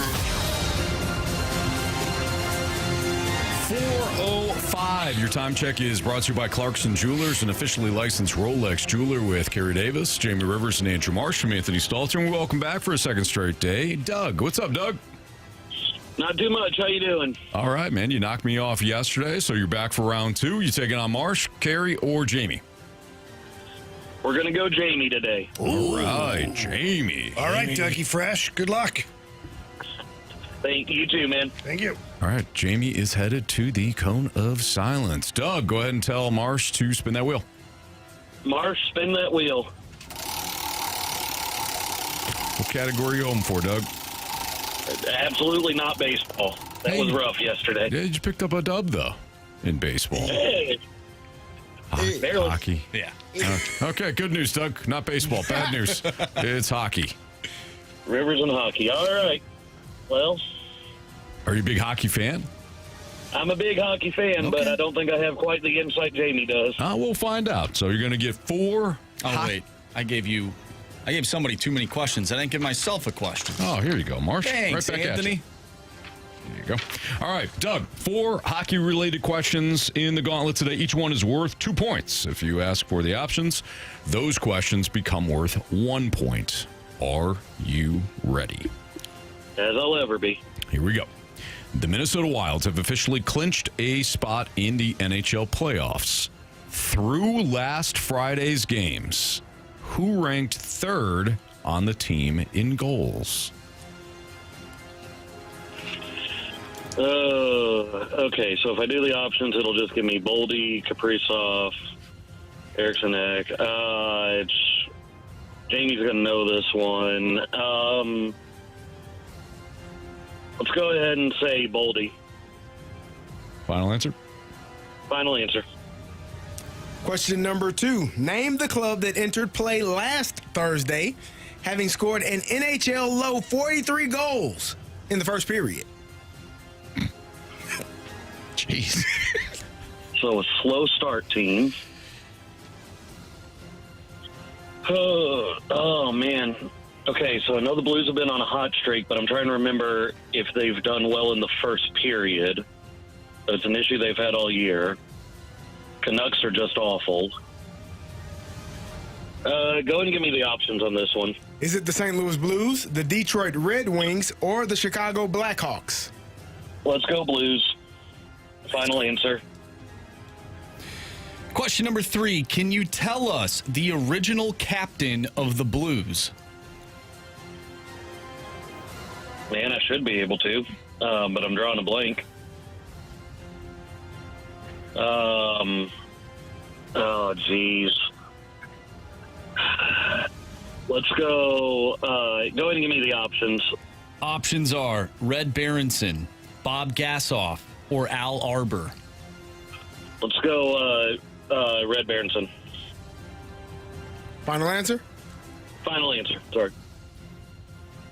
All right, Doug, last question. How many times did Chris Pronger win the Norris Trophy?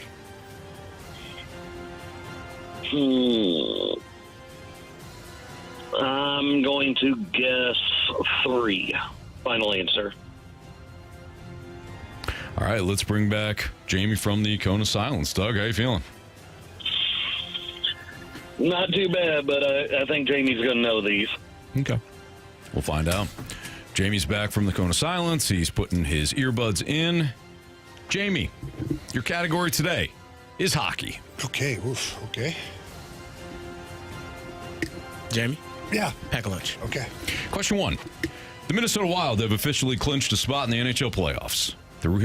Through last Friday's games, who ranked 3rd on the team in goals?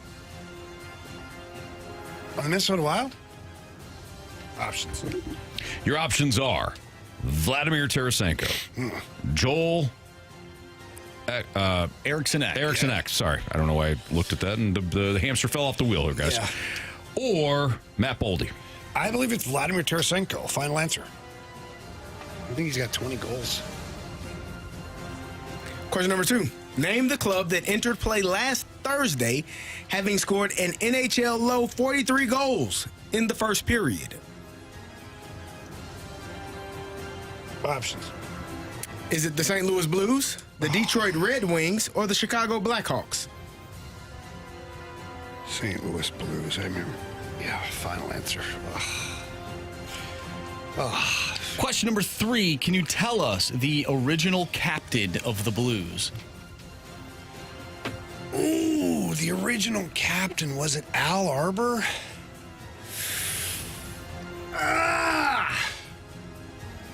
Larry Keenan? Oh, man, give me the options. Options are Red Berenson, Bob Gassoff, or Al Arbor. Al Arbor, final answer. Final question. How many? I hate that I used the options on that one. Could come back to bite you. It probably will. Question 4. How many times did Chris Pronger win the Norris Trophy? Huh.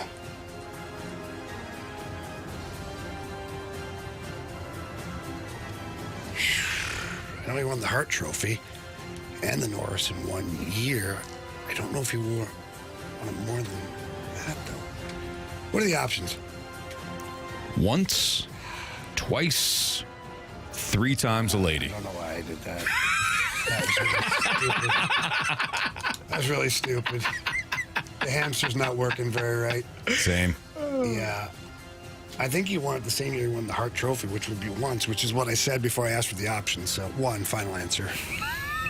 Holy crap, Jamie. Show some balls here today. My goodness, what? Balls and vitamins. And strikes. Yeah. Like the Cardinals are throwing. Make sure that ball, though, that you have is in your hand. While you're attacking somebody. Yeah. All right, let's go over these. Huh. How many Wouldn't times? recommend it, though. Huh? How many times did Chris Might need that Pronger hand. win the Norris Trophy? Without the options, Doug said 3. Without the options, Doug said 3. Jamie said 1. Correct answer is Once. 1999, 2000. Jamie up 1-0. Can you tell us the original captain of the Blues? Doug said Red Berenson.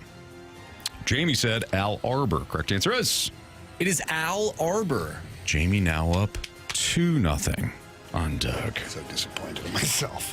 Name the club that entered play last Thursday, having scored an NHL low 43 goals in the first period. You both said Blues. Correct answer is Detroit Red Wings. the Detroit Red Wings. So here's Really? where we're at. Yeah. What? Entering play last Thursday. Entering play last Thursday. Okay. You got to hear the whole question. Come on, man. It helps. Pay attention. Yep. You know what I mean? My Lock bad. in. My bad. So this is interesting. Jamie's up 2-0. Should be 4. Comes down to this. Maybe. The Minnesota Wild have officially clinched a spot in the NHL playoffs. Through last Friday's games, who ranked 3rd on the team in goals? Jamie, with the options, went with old friend Vladimir Tarasenko. But Doug, without the options, said Matt Boldy. If it's Matt Boldy, we got a walk-off. Boldy's second. If it's Tarasenko or anybody else that plays for the Minnesota Wild that scores some goals, Jamie wins. Doug. You have chosen poorly. You lose. Not today. Correct answer is Vladimir Tarasenko. He's got 21. Or at least he got did 23 through now. last 23 Friday's now? games. He's got 23 now. I know you had 20. Doug, you got you. 3-0. Sorry, man. We got to send you home. But you got a dub. That's all right. Thank you. Thank you. Thanks for listening. Thanks for playing. Good job, Doug. Good boy, Doug. Have a great day, bud. You too. Bye. Thank you. All right, there you have it. Jamie, I don't feel like I deserved it today. Knowing you, I was going to say, knowing you, you're not happy with yourself right now. Yeah, I doubted myself throughout the entire process, which is never good. You could tell in my game I was questioning myself, and I apologize to my teammates. I'll try not to let that happen again. You were really bothered that you took the options when it's 1, 2, and 3. Yeah, that was dumb. And I knew it. I just said, he won it the same year he won the Hart Trophy, which was the 99-2000 season. Yet then I went on to say, give me the options, please. And Al Arbor. I'm like, oh, it's Al Arbor. Yeah. I know, but give me the options. Hey, it happens. Sometimes people say final answer without getting any options. Yeah. Or almost saying it. 2 times. Not just once. Yep.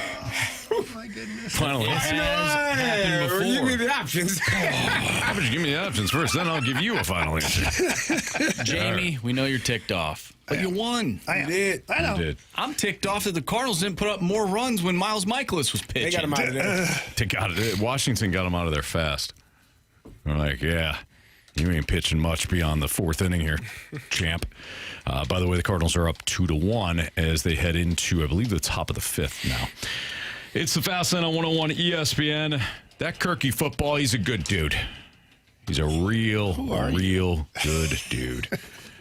He's not playing for his team anymore. He's fine. Oh, that's right. Come on, man. He loves him now. But he hated him before that. He's stealing money all the time. But now as long as he's not stealing money from his program, now that he was on the team and no longer on the team, I feel real good about the situation. And I'll throw some praise at him next. Oh, wow. Maybe.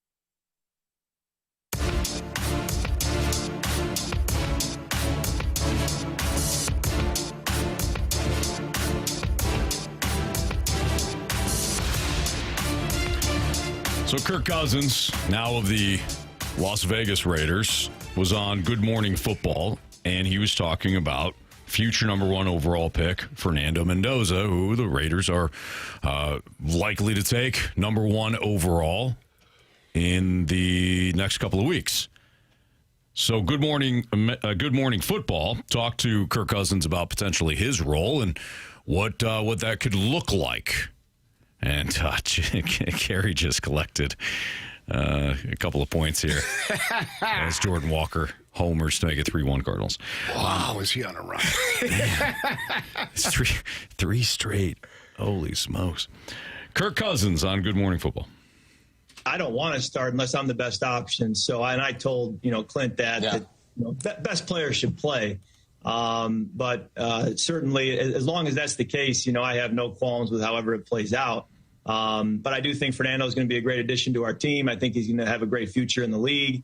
I have no problem, being a voice in the room to kind of help him to the degree that I can. He's going to have great support all around him from the coaching staff, but to the degree that, being able to watch a veteran quarterback, go through his habits and routines and process, I think, that can be a great asset for him. And he was here yesterday on his draft day visit. We were able to watch film together. So, I think he'll be a great addition to the room. And I was even telling him how much success he had throwing back shoulders at IU, that I'd like to learn a little bit from him on how to throw a good back shoulder. So it'll be a noisy quarterback room. We'll all be helping each other. Again, that was Kirk Cousins. I don't know who's in the background there. That sounded weird. Somebody talking. Yeah.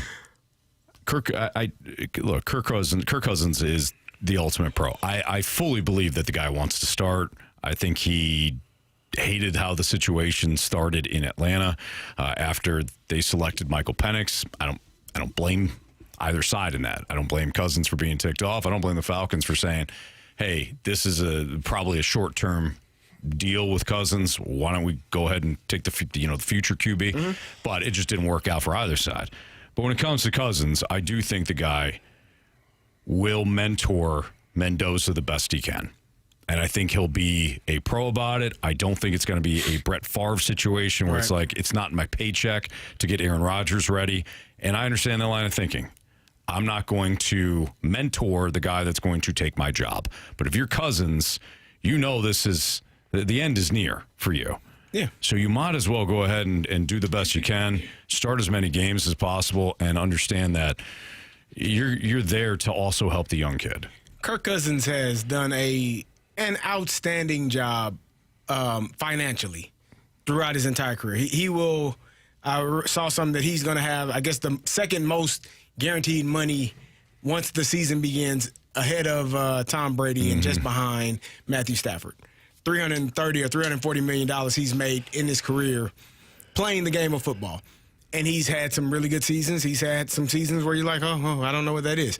But I do think that the Raiders, I think quietly, the Raiders, in my opinion, seem to be a team that is figuring it out somehow, some way, and maybe they lucked into Max Crosby falling back into their lap. Now they lost out on the 2 first-round draft picks, but getting Max Crosby back is not a slap in the face at all. It's not anything to be upset about. So I think they've done a fantastic job this offseason in the acquisitions that they've made, and I'm excited about where they are. And if they do, which I think everyone assumes that they will, draft Fernando Mendoza, and he comes in and he has an opportunity to not only, learn the offense behind a quarterback that has done it for a number of years, but like you said, a really good, humble, respectful quarterback that is going to assist you in understanding. Like, we all understand at some point, man, it's going to end. Yeah. But if you're getting paid millions of dollars and it's ending, I think that's a little bit easier to land on if than, being ushered out, which most of us get ushered out. I wouldn't even lie. Most of us get kicked out. Yeah. We don't even get ushered out. They don't open the door. If the door is open, cool. If it's not, go through it. But get the hell out. Mm-hmm. And Kirk Cousins, I think the Raiders have done a great job of going after him and having a mentor for Fernando Mendoza to learn from, learn the NFL game, and learn how to be a good quarterback in this league. I'm just wondering if this is a path now for veteran quarterbacks. Let's just take Joe Flacco. I know that Joe's not the only guy. It's not the first time veteran quarterbacks have been relegated to being backup quarterbacks, but you're seeing more high-profile quarterbacks now that are being relegated to the backup quarterback. And I'm just wondering if that's the new trend. And for the player, one, you get to continue to make a very good living, $10 to $20 million a year, depending on the situation. It's pretty damn good living for any walk of life. I would say so.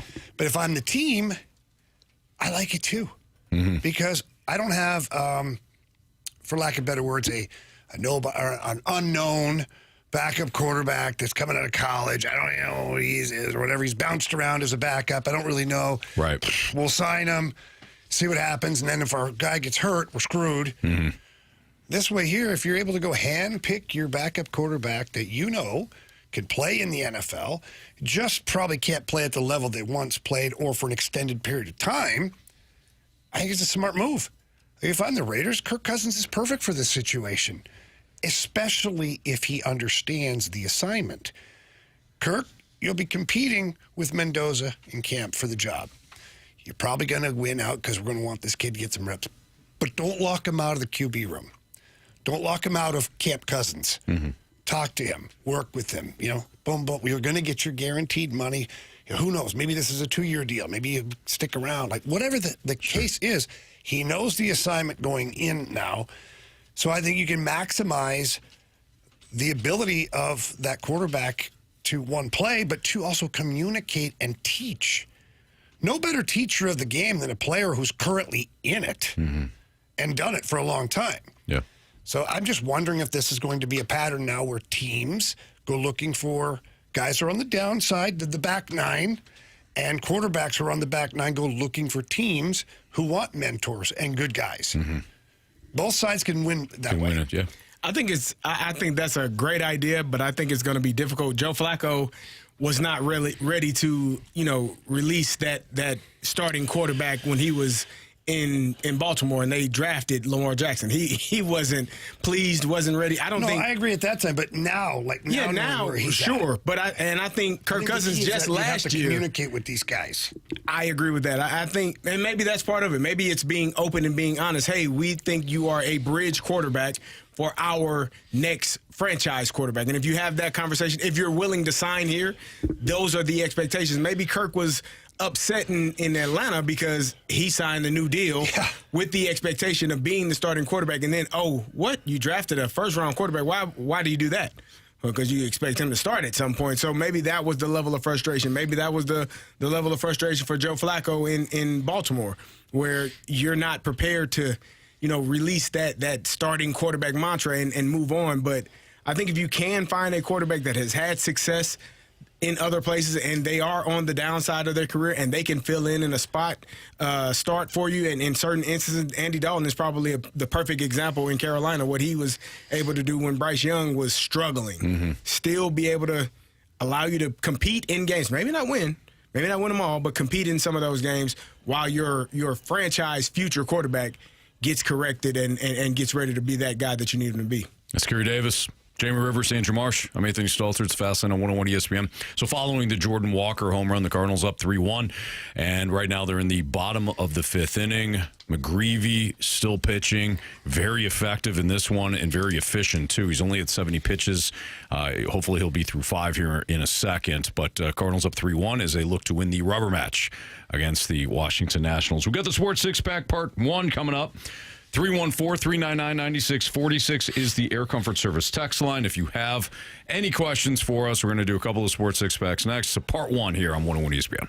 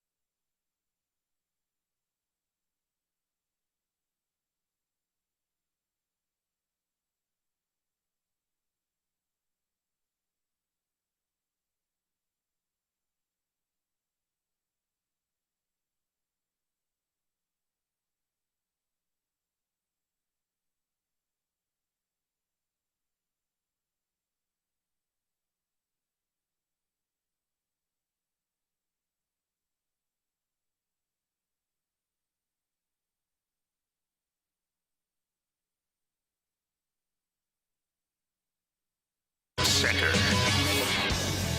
I'm Andrew Marsh. It's time for a Sports Center update brought to you by Saliga Heating and Cooling. The Cardinals currently lead the Nationals 3-1 in the top of the 6th inning. Jordan Walker with another home run. He tacked on another run for the Cardinals. They are now up by 2. We'll continue giving you updates throughout the remainder of the show. But coming up next, we need your questions as we are going to do the Sports Six-Pack, at least part 1. So text in to the Air Comfort Service text line, 314-399-9646. We'll answer your questions with the Sports Six-Pack part 1 and 2. And then at 5 o'clock, we'll talk with Blues head coach Jim Montgomery. I'm Andrew Marsh, and this Sports Center update is brought to you by Saliga Heating and Cooling, a Daikin heating and air conditioning dealer.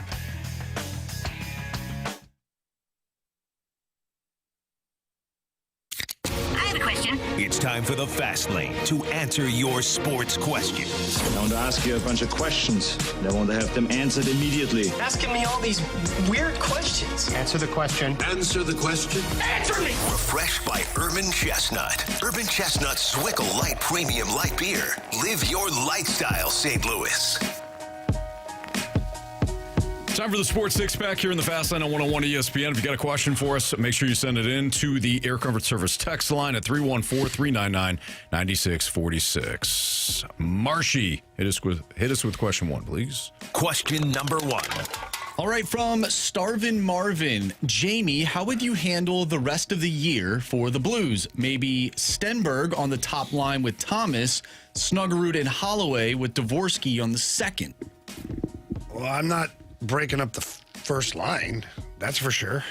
Sorry, Starvin Marvin. I think I understand what you're trying to say is giving Stenberg a better opportunity to play some offense and put some numbers up, but I'm going to ride it out with that Thomas, Snuggy, Holloway line and keep that chemistry going right through the end of the season and hopefully right into training camp next year.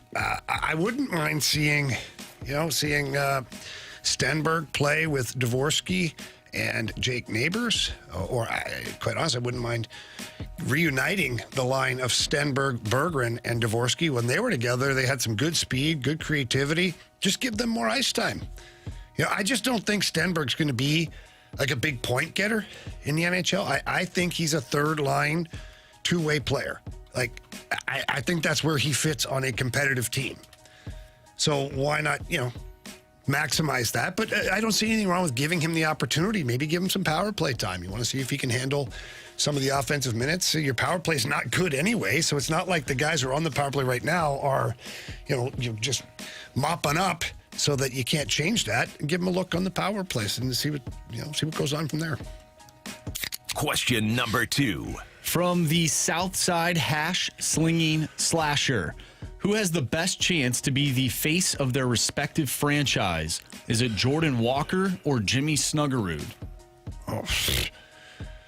I think it's Jordan Walker, just because I think Robert Thomas right now is the face of the franchise for the Blues.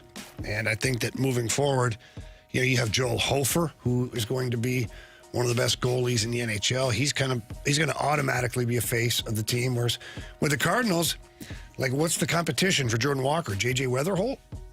Mason Wynn? Maybe. But everybody, when he's hitting the ball like this out of the park, that's your face of the franchise. Mm-hmm. Bottom line. I don't care if a guy's batting .315 or .325. If a guy's hammering the ball out of the park like Walker is right now, that's who you migrate to watching.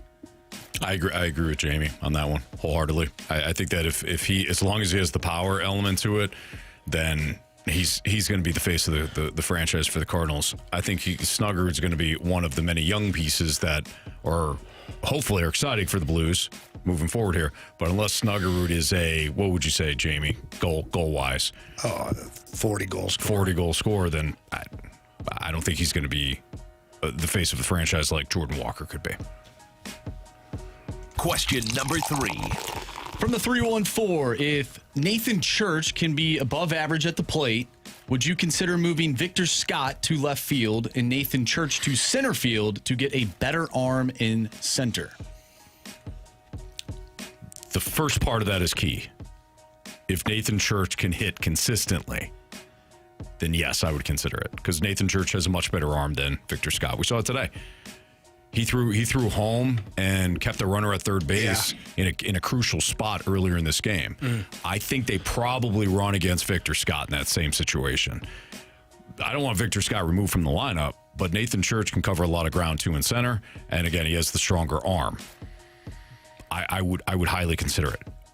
But again, I can't emphasize this enough. If Nathan Church doesn't hit, right, it's a moot point. What do you guys think? I totally agree with everything you just said. 100%. I just heard move Victor Scott and I was thrown off. But sure, if you get the bat. But then what happens when Lars Newbar comes back? Oh, he'll look good in Toronto. Maybe. Really? Mm-hmm.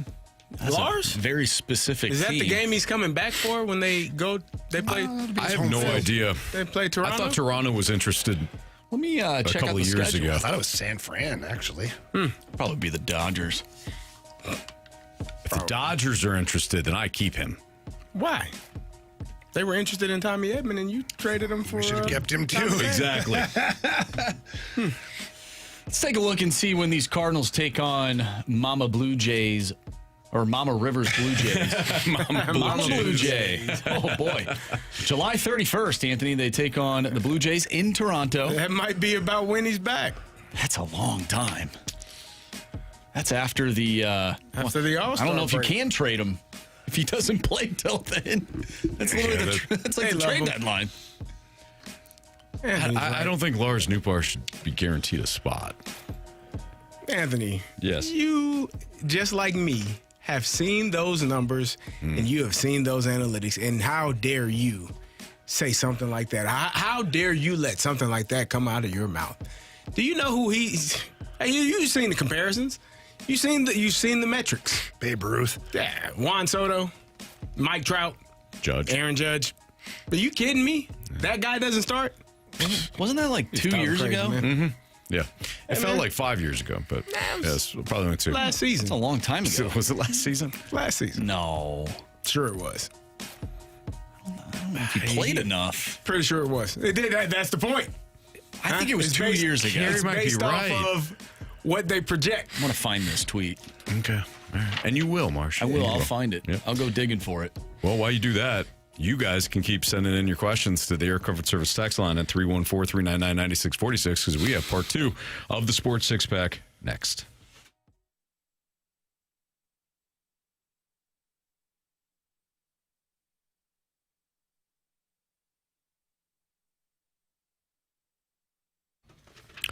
Hey, this month, Auto Centers Nissan is pushing inventory out, which means great deals are hitting you when it comes to the new and used vehicles out in Herculaneum. When it comes to Auto Centers Nissan, they have over 1,000 new and used vehicles, and they're all in one location. The dealership is right off I-55 in Herculaneum, just minutes from South County. Easy drive from most places, including if you're on the ill side. The kind of selection that they have is outstanding. The deals are also unbelievable throughout the month of April. New Rogue, Pathfinder, Murano, and Frontier models are eligible for 0 payments for 6 months, 0 money down, and 0% APR for 60 months. If that's not enough savings for you, if you go to AutoCentersNissan.com, every vehicle on their website is eligible for up to $1,000 in additional savings. All you have to do is choose the vehicle that you like, hit the green Claim My Buyer's Bonus button, and you're going to lock in the savings instantly. There's no gimmicks. There's no special qualifications, just pure savings. Plus, the remaining 2025 models have been discounted up to $11,000 off MSRP, and every new Nissan comes with a 30-day return promise. If you're shopping used, select used vehicles, qualify for 0 down and no payments for 3 months. You're not going to beat the deals right now at Auto Centers Nissan out in Herculaneum. Shop there confidently. Also, don't forget about AutoCentersNissan.com and that Claim My Buyer's Bonus button to lock in those instant savings. Tell them Stalter sent you. It's Auto Centers Nissan, Herculaneum.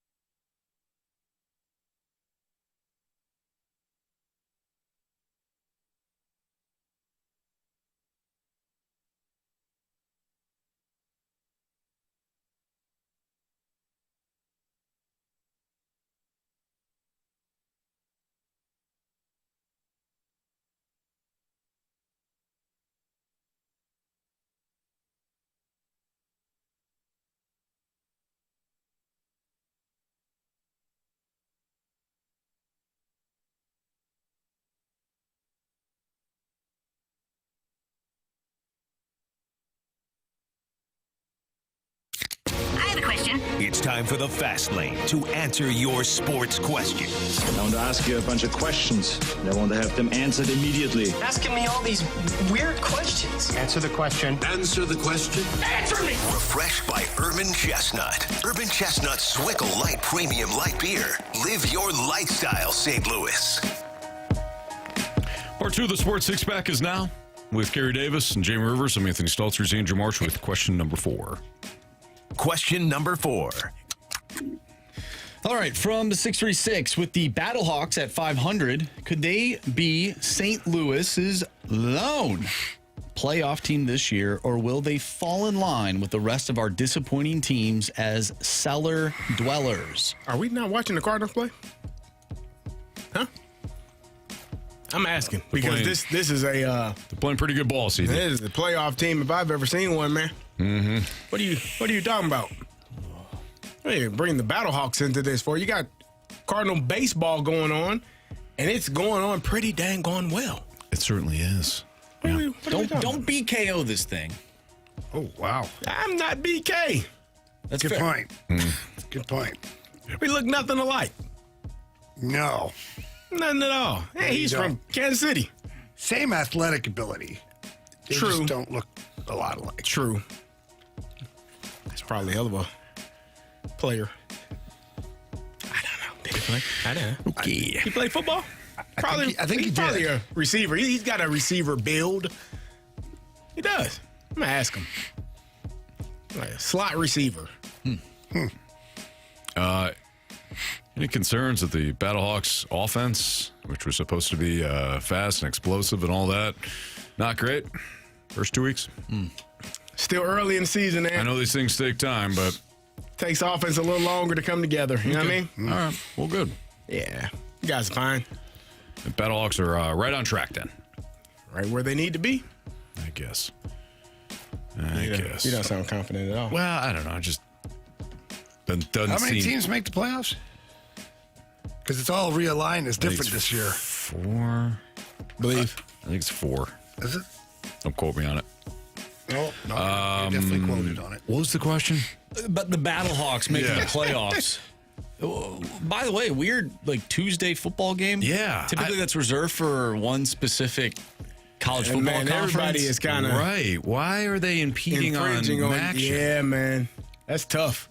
That doesn't make any sense. Playing in the MAC. Well, I know, but it's still Tuesday a day that they own. So it's not like stealing it; it's borrowing. Well, any Tuesday throughout the year is definitely, set for action. Yeah, that's kind of. Guys, what do you want them just to not play? It can't be Friday, Saturday, Sunday. Yeah, what you say? Yes, yeah. Okay. Not on Tuesday. You asked a question. Next I said, question, please. Anthony Gatekeeper Stalter. My goodness. Carey knows. Carey went right Tuesday. Carey went right to the action. Yeah. So Tuesdays, man. Yeah. I didn't see the game on ESPN Plus last night. You did? No. Oh. Typically, that's where those MAC games are. You're going to go ESPN Plus. Was the game on last night? Yes. The Battlehawks was? Yes. No, it wasn't. Was it? Yes, it was. They lost to the Renegades. Is anybody else concerned that we're really not hearing anything about this league right now? I'm being serious. I think you know the answer to that. You're not concerned? No, I am concerned about that. What are you afraid to talk about then? I'm not afraid to talk about it. We've talked about it before where it's like, is this the last year? I think this is the last year of the Come UFL. on, man. I don't want it to be. on, I worry about that Come as on, well. man. Carey, they went from You two said divisions. it outside. You said it out loud, man.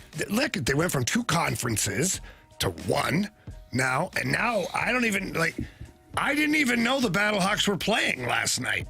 Well, that's because you were clearly covering the Blues game. Yeah. So how would you know? Hang on. I may not have been able to watch the game, but shouldn't my social media have had a whole bunch of catcher Battlehawks It's the tonight? algorism. You're not looking them up, Kai's Jamie. Law. That's not You need true. to I look follow them on algorithm. every platform. Didn't see a thing. Maybe it was on your For You. You weren't on your following. There's 2 separate tabs. You click your following, then you just see people. Well, what about Facebook then? What about I can't- Instagram? I don't go on Facebook. Marshy doesn't run the algorithm. What about the TikTok? Facebook. What about the Reels thing? Or that snap count, whatever that Snap count. All right, John Gruden. What's your snap count? I'm just concerned that they're not making the same effort to let us know when teams are playing. It's not my fault. It's their responsibility, not mine. Jamie, by the way, it's their job to make sure I see the stuff, not mine to go looking for it. By the way, the Cardinals play on Friday. They're off tomorrow. Yeah. The Blues play tomorrow. I know all this. Okay, I'm just letting you know. No, I don't know but if you're I know all this. I see all sorts of things. I don't know if your snap The count's signs are everywhere, Marshy. They're all around us. I didn't even know the Battlehawks played last night until you wrote something in the chat. I'm like, what? That's on them. That's not on me. It's on them. They're busy, man. They're working hard. They're doing what? No, Jamie. Whatever. Things. Whatever they do. You got stuff to do. Whatever. Question number 5. All right, from the neighborhood car guy, Armin. Fellas, I have a question for you. Maybe you can help. If you had any advice for a new career, what would that advice be? I've been in the automotive business for now 18 years and looking for another career path. What would you suggest? Asking for a friend. What are you trying to do? But hang on, is he a car? Was he a mechanic? What is he in the car business?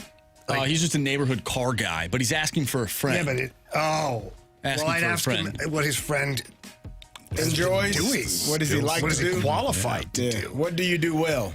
I mean, there's a lot of go things. Go be a stockbroker. See, but I don't know anything about the guy, right? So it's own your own business. Yeah, but maybe he's not good that way. What business? What are you selling? Widgets. What's a widget? Hopes and dreams. Cocktails and dreams. Consultant. Go be a consultant. What is he consulting on? I don't know what his skill set is. He might be able to consult. But now he's asking for a friend. We don't know about that. Maybe he's not actually literally asking for a friend. Maybe he's just asking for himself. Okay. Well, then, What about special projects? That's already taken. That's already taken. We know it's only one of those in the city. And he's very well paid to do it. Mm-hmm. He said, can I take one of your spots? Well, we don't know if you're qualified. And you can't, come on, man. You love sports, it's fine. want to be around sports. No, you cannot have one of our spots. But Armin, but wait a minute. Is it for your friend or for you? Because now you're wanting to take our spot. Armin, I'm confused. Guys, I'm pretty sure. He's asking for himself. He's asking for himself. Huh. That's just how people do it, though. But what does he do? Does he sell cars? Does he fix them? Does he park them? I'm just wondering. These are very good questions. Ones that we don't have the answer to. I don't have an answer unless you help me out a little bit here. Come on. Start an OnlyFans. On how to fix cars. Yeah. That might be you might actually. I think that's what that thing was intended for. And then it turned sideways. Is that what it was for? Turned sideways. Upside down. Upside down. Inside out. Question number 6. With the chair. All right, from the 314. Has there been a player more polarizing than Jordan Carey? Here in St. Louis or just in general? Here in St. Louis. People were all over Vladdy, too, for a while. Yeah, Vladdy was polarizing. Jay Bowmeister, Believe to it or a not, lesser extent. Matt Holliday wound up being polarizing for a while because people didn't like the fact that he, made money. Randall Grichuk, would he fall into that? Or no? Who else? Carlos Martinez. Yeah. Carlos Martinez. Yeah. Harrison Bader was pretty polarizing. Bader, yeah. He wore the Saturday. Remember the powder blue? Yep. He was like the poster child for that, and then wasn't all that great. And people were like, I don't know about his Harrison Bader guy. Get him out of our powder blues. That's what they were saying. That's what they all said. Mahomes Longbody says Eric Brewer, former Blues captain. But he wasn't polarizing, really. He was only polarizing by default because he was in the Chris Pronger trade. If he was traded for Robert Bortuzzo, we wouldn't be polarizing, you know? Good point. No offense to Bortz. I love Bortz, but Bortz isn't a Hall of Fame, Hart Trophy, Norris Trophy winning player. Ooh, Colby Rasmus. Colby Maybe that's who I was thinking of. Yeah, that might be who I was thinking of. Yeah, not Randall Grichuk. Yeah, not Grichuk wasn't. Tyler O'Neill. Yeah, for sure. Not to the degree of Jordan Carey, but Tyler O'Neill was. What about Jack Flaherty? Oh, yeah. Yeah, he was.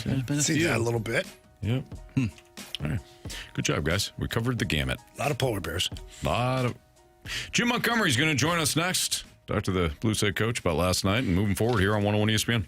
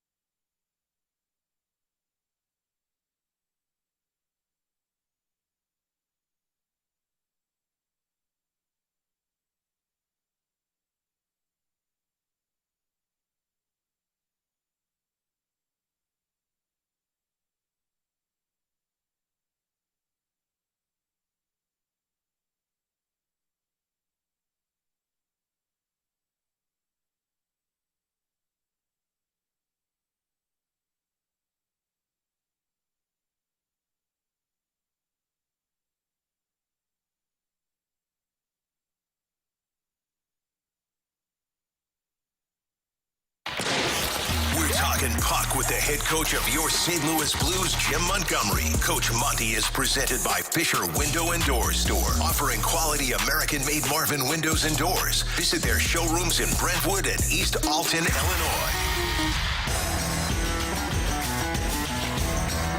501, your time check is brought to you by Clarkson Jewelers, an officially licensed Rolex jeweler with Carey Davis.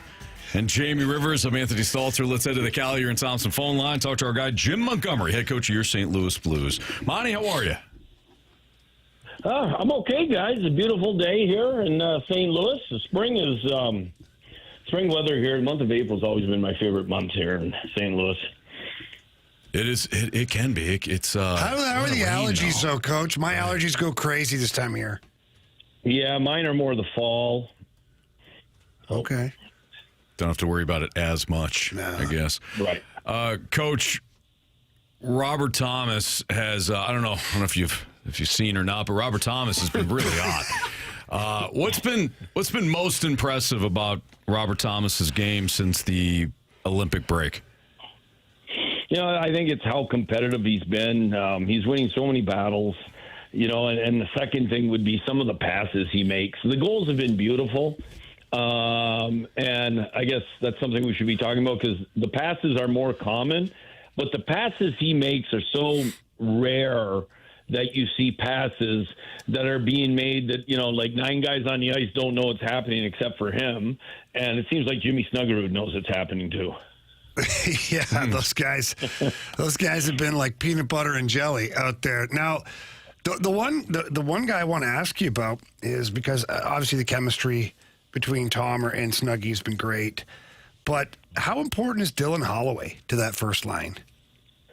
Well, he's really important because he brings that element of physicality, speed, and relentless pursuit of pucks. He creates turnovers. He has the ability to make plays, finish plays, but it's that dogged determination, relentless attitude he has on pucks that, you know, complements those two really well. Coach, I know lines and things change and shift throughout a game, but you've had Buchnevich on the fourth line for the last couple of games. Does that was that just kind of to reset him, or was that kind of a, hey, we need more from you, and we're going to put you here for the time being? Well, it was more about who we were playing against the Avalanche. We figured him, Torpachenko, and Finley would be a line that could match up. If we couldn't get our matchup I wanted, I could match them up against McKinnon's line or their second line where their center has 33 goals and kind of open up the Dvorsky and Suter line to favorable matchups. Coach Jim Montgomery joining us right now on the Fast Line on 101 ESPN. Coach, well, I know you guys are still battling for a playoff spot. This season has kind of turned since really for virtually before, I think, even December. I mean, it was just a lot of these young guys had to come up and play. But really, since the Olympic break, a lot of these young players are playing consistent minutes now. How do you feel like the group has played collectively? The group of young guys? Yeah, young guys specifically. Young guys specifically. Yeah, I think they've played really well. What Lidstein has been able to come in and do in the heat of a playoff race, and this is the hardest time of year to play in the NHL because everyone's fighting for something. So it's been really remarkable how he's done. The extra added ice time to Mayu has really cemented him being such a huge part of our future, the two of them on defense. When you have now a 22 and a 20-year-old defenseman that look like they're going to be, 10-year Blues minimum, that really gets you excited when Broberg is 24, leading them. So there's a lot to like there on the back end and up front. Snuggerud being Rookie of the Month, and this is a really good rookie class this year. Dvorsky's had an exceptional year when you consider started in Springfield, came up, had a great start, had a great Olympics. He hasn't had much rest like a lot of other players have had. And he's showing a little signs right now of it's been a long year. But when you look at the totality of his season, again, we have another young centerman that's put in valuable time that when we beat San Jose here went head-to-head. When Thomas was out, went head-to-head with Celebrini and scored the game-winning goal. Coach, look, no secret. A couple things, no secret. One, your top line's really playing well offensively and defensively all over the ice. But you guys are not getting a lot of depth scoring. And in particular, when I look at guys like Jakey Neighbors, Pavel, Jordan Kyrou, these guys aren't hitting the score sheet as far as putting the puck in the back of the net as often as they'd like to. How can you get these guys going a little bit before the end of the season? It's It's been something that I've been asking myself and trying to come up with answers for most of the season. And here lately, Carey especially has had a lot of opportunities to score. Previously, Bucci has had a lot of odd man rushes that they haven't been able to finish. And it's just, one of those years where mentally sometimes you get in a block and, the guys are working. They're trying to do everything they can to help the team win, but it just hasn't manufactured that way. When you watch a team like Colorado, and I don't know if you do this. I don't know. I'm trying to remember back when I was a player if I would have wanted this or not, but I'll ask it anyways. You play a team like Colorado, and they're really predictable. Like, they've got some high-end guys, say McKinnon and Wynn McCarr's in the lineup, and they've got a lot of guys who can just flat-out beat you. But they also play a very predictable style of hockey in the offensive zone. Like last night, you knew early they're going low to high, pucks to the net, big bodies in front.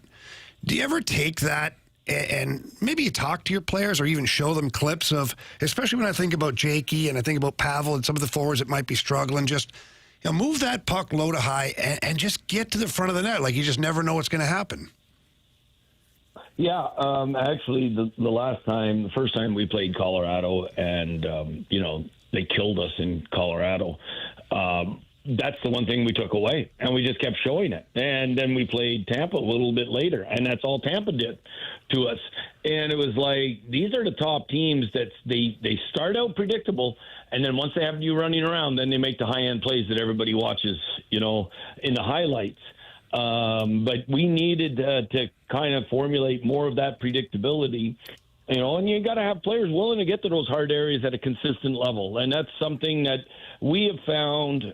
The battles of the net fronts, when you look at it in the total of the year, we've gotten significantly better, but it's been the number one area that's really hurt us offensively and defensively. Why do you think that is, Coach? Like, why do you think guys struggle to get to the net front? We had Joey on earlier, and we were just sort of talking about, well, let's just go back to like when you and I were in the league in the mid to early to mid and late 90s.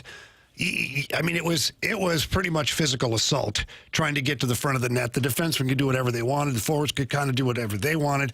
The game has changed for the better as far as being able to have players play the actual game of hockey. But why is it such a struggle to get guys to buy into that? Because that's the hard part. I do think that when you're talking about when you and Joey played, that was part of it. It was a 3-2 league every night then. It's not a 3-2 league anymore because the game has changed, and like you said, possibly for the better. But the physicality has changed, and it's less physical. So you would think it would be more people willing to go to those areas, but they've grown up in a less physical game. And because they've grown up in a less physical game, any kind of physicality is a detriment to a lot of players. And the ones, that are willing to fight through it and get there, like we saw Beast last night in Val Nichushkin, like he was around there all night long. Coach, I heard you mentioned about, trying to get the players and you and your staff working to correct certain things. I got a question for you. Do you find that you slept better when you were a player than you do now as a coach? Do you feel like it's a little more stress? No question. As a player, your 22 shifts a night went through your head and what you could have done better to help the team. Mm-hmm. Well, as a coach, it's the drop of the puck right to the close of the end of the game that you replay in your mind. And as a coach, maybe you should have gone with this line here. Like, I know sometimes it works out and sometimes it doesn't. I know in Colorado, I twice double shifted the Thomas line, and the game-winning goal was when it was just I trusted my gut and I double shifted them, and I got them out in a favorable matchup, and they made a high-end play. Now, they're the ones that make the play, but you're like, okay, well, I trusted my gut. I'm glad. And then there's other times you trust your gut, and all of a sudden they end up with, McDavid ends up on the ice against two guys that are minus 20, and you're like, oh, boy, hold on to your seatbelt. See, Coach, I haven't had a chance to coach yet in the National Hockey League, but I definitely know I didn't sleep very much as a player, though, for that matter. Tend to like the late nights every now and then, Coach. Oh, boy. I was going to say it might have been the Roxy, that caused that. Might have been. I was always checking those bars. I was checking those bars for teammates, make sure they're in for curfew. That's what I said. Well, you're just a good teammate, Yeah. right? You want to help make sure they didn't break curfew. There you go. See, Monty gets it. All right. You got, 5 games left here now. Last night, no, I mean, I'm not even joking. It's a big hit for you guys to lose that game. How do you get the guys motivated for the next game against Winnipeg? I mean, because they're human beings, too. They see the standings as much as they talk about, well, we don't look at the standings. Come on, we've all been there. You're looking at it. You're checking it out. How do you keep these guys going now, knowing that, look, the odds got slimmer, but they're still there. You could still do it. Yeah, I mean, I think our odds since the All-Star break were like less than 5%. Now maybe they're 2.5% or 1%. Our odds of making the playoffs have always been bleak, so we've really trying to focus on our process. I know it sounds boring, and that's what we'll do. The human nature part that you talked about is real, and how the players handle that and the effort they come out with tomorrow, is going to really reflect upon the human nature part of it. Coach, we always appreciate your time. Thank you, especially when it comes off of a game in which you had it last night, and then you got a short turnaround. You play again tomorrow. We appreciate you. Thank you. We'll talk to you again next week. Thank you, gentlemen. Look forward to it. Take care. All right, that's Coach Jim Montgomery here in the Fast Lane on 101 ESPN. Interesting question, Carey, because I would assume that it is worse when you're a coach. It's much worse. Because you can't. Oh, yeah. You can't go away. You can't put it away. You can't. It's not like you can. You're not playing. Yeah. So you're relying upon others. Yeah. That's always tougher when you can go out on your own and dictate what you're going to do. Even especially the sport of hockey, I'm sure the sport of football too, where you don't have to score a touchdown. You can have a couple of really big blocks, good plays, disrupt on defense. If you're playing defense, as a hockey player, I can block shots, I can hit, I can get into a fight, I can control what's going on. Parts of the game. Yeah, but as a coach, you ain't control nothing. All you do is control who the players are that you put on the ice, and then you can't control after that. No, and if it doesn't work out, you're immediately questioning what you did, how you did it, why you did it. Yeah, it's tough. Huh? Life of the coach, though. Yeah, indeed. All right, biggest question of the day is next in the Fast Lane on 101 ESPN.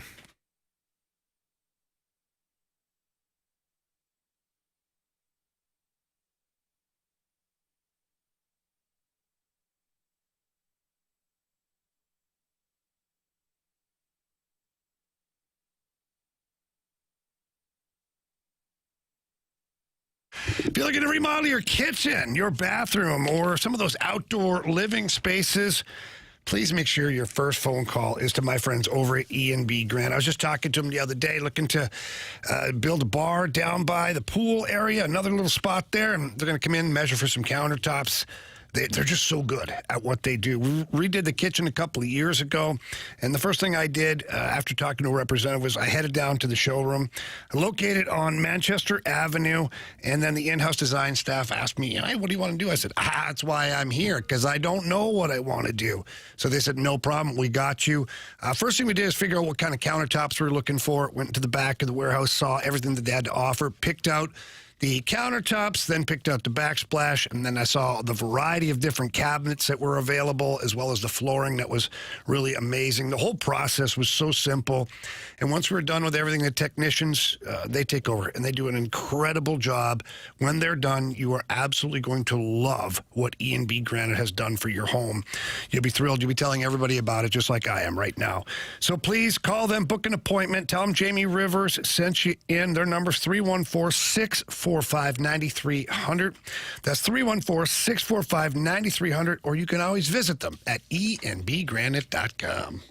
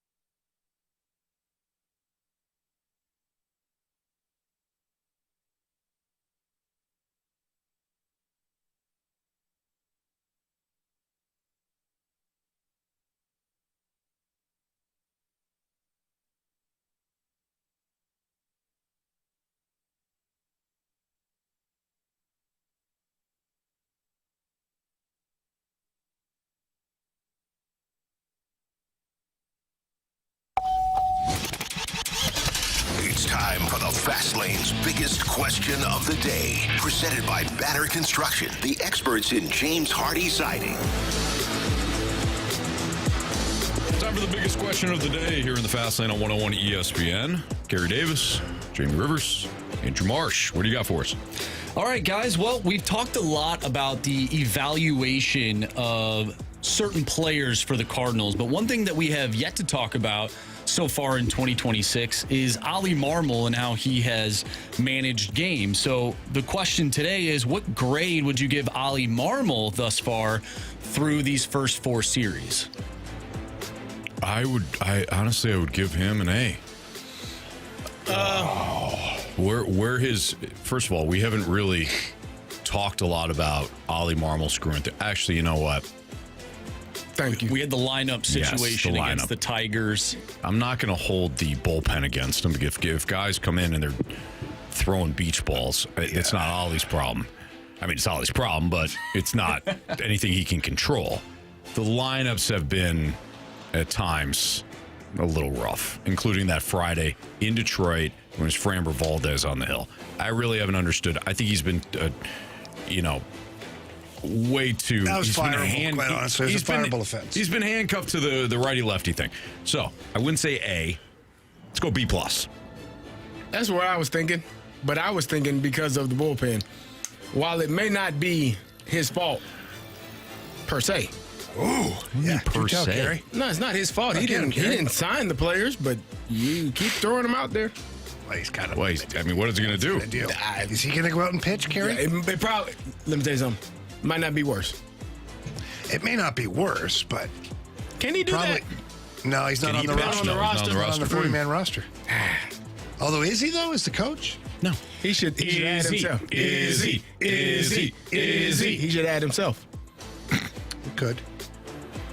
Now pitching, Oliver Marmol. That'd be pretty cool.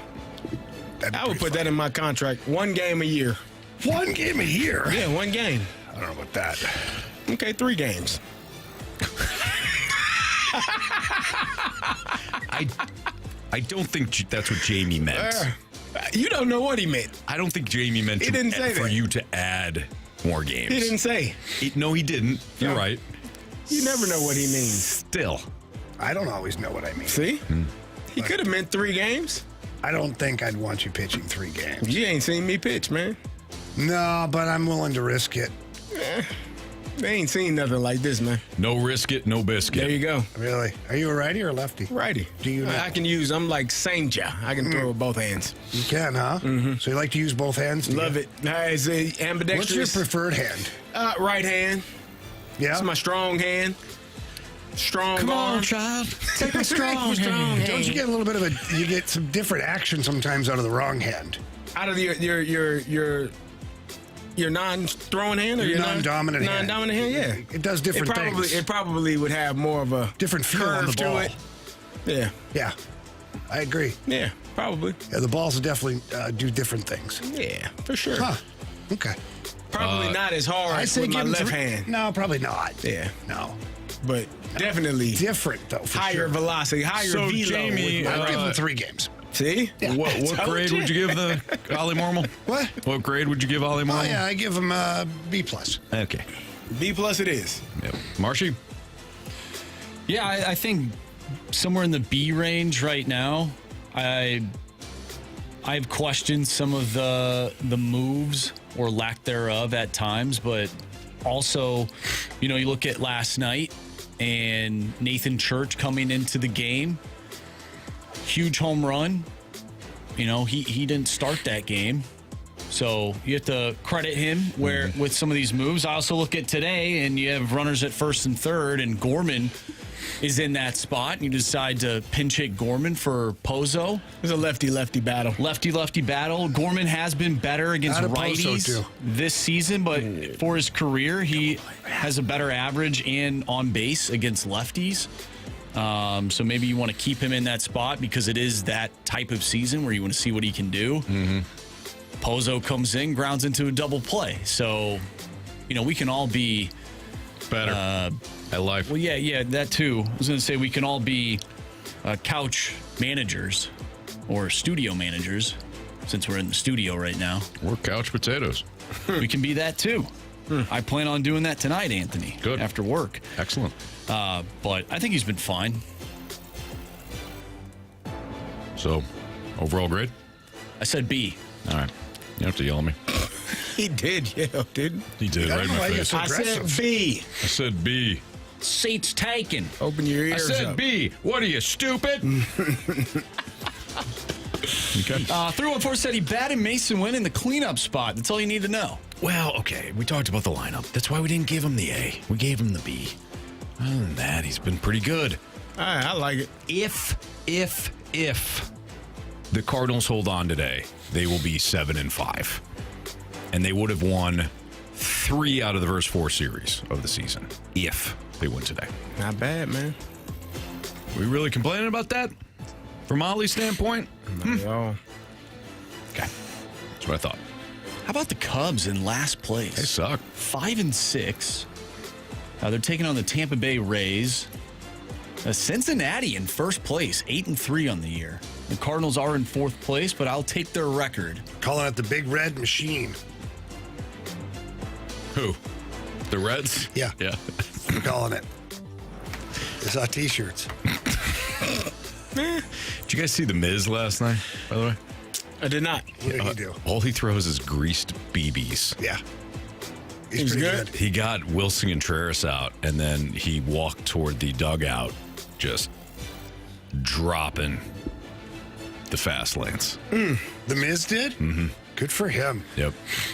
Did you see the, I'll say, air quote unquote, double play that the Red Sox turned yesterday or did not turn? Yeah, I saw that. Nobody out, and they didn't. They turned 0. Yeah. They overthrew it to the second baseman. He missed the bag. He short hopped it to the first baseman. Wilson couldn't pick it. It's a comedy of errors. That team's a disaster right now. Sox They did win that game, so there's that. I wonder how the Cardinals will fare against them this upcoming weekend. No Sonny Gray. Sonny Gray pitched today. How are they going to give him a standing ovation, Anthony? He got to come out the dugout? Yeah. How long of a standing ovation for Wilson? Probably 42 minutes. 42? Yeah. That's a long time. 42 minutes for Wilson. That is a long time. Hey, that game's going to take forever to finish. Yep. All right.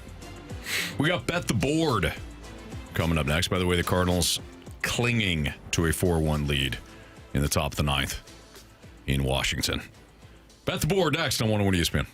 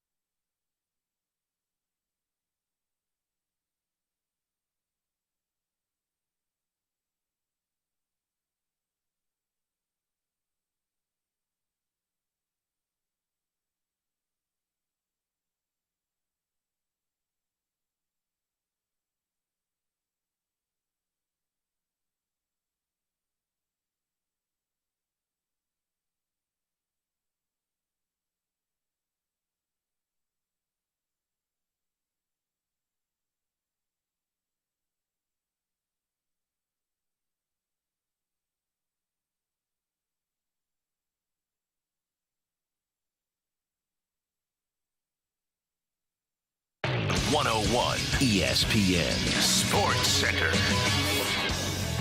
I'm Andrew Marsh. It's time for a Sports Center update brought to you by Universal Windows Direct. The Cardinals currently lead 4-1 in the top of the ninth inning. We'll give you an update on that game as it wraps up.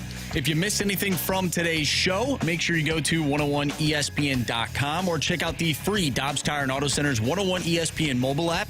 Just head to the podcast page and you'll find all of our interviews, including the ones today. We talked with Brad Thompson, Joe Vitale, and Blues head coach Jim Montgomery. You can find all those interviews and all of our shows on the podcast page. It's all brought to you by the Schaefer Door Company. Blues back in action tomorrow, taking on the Winnipeg Jets. You can listen to that right here on 101 ESPN. Pre-game starts at 6. Puck drop is at 7. I'm Andrew Marsh, and this Sports Center update is brought to you by Universal Windows Direct. You'll be saying, I love my windows.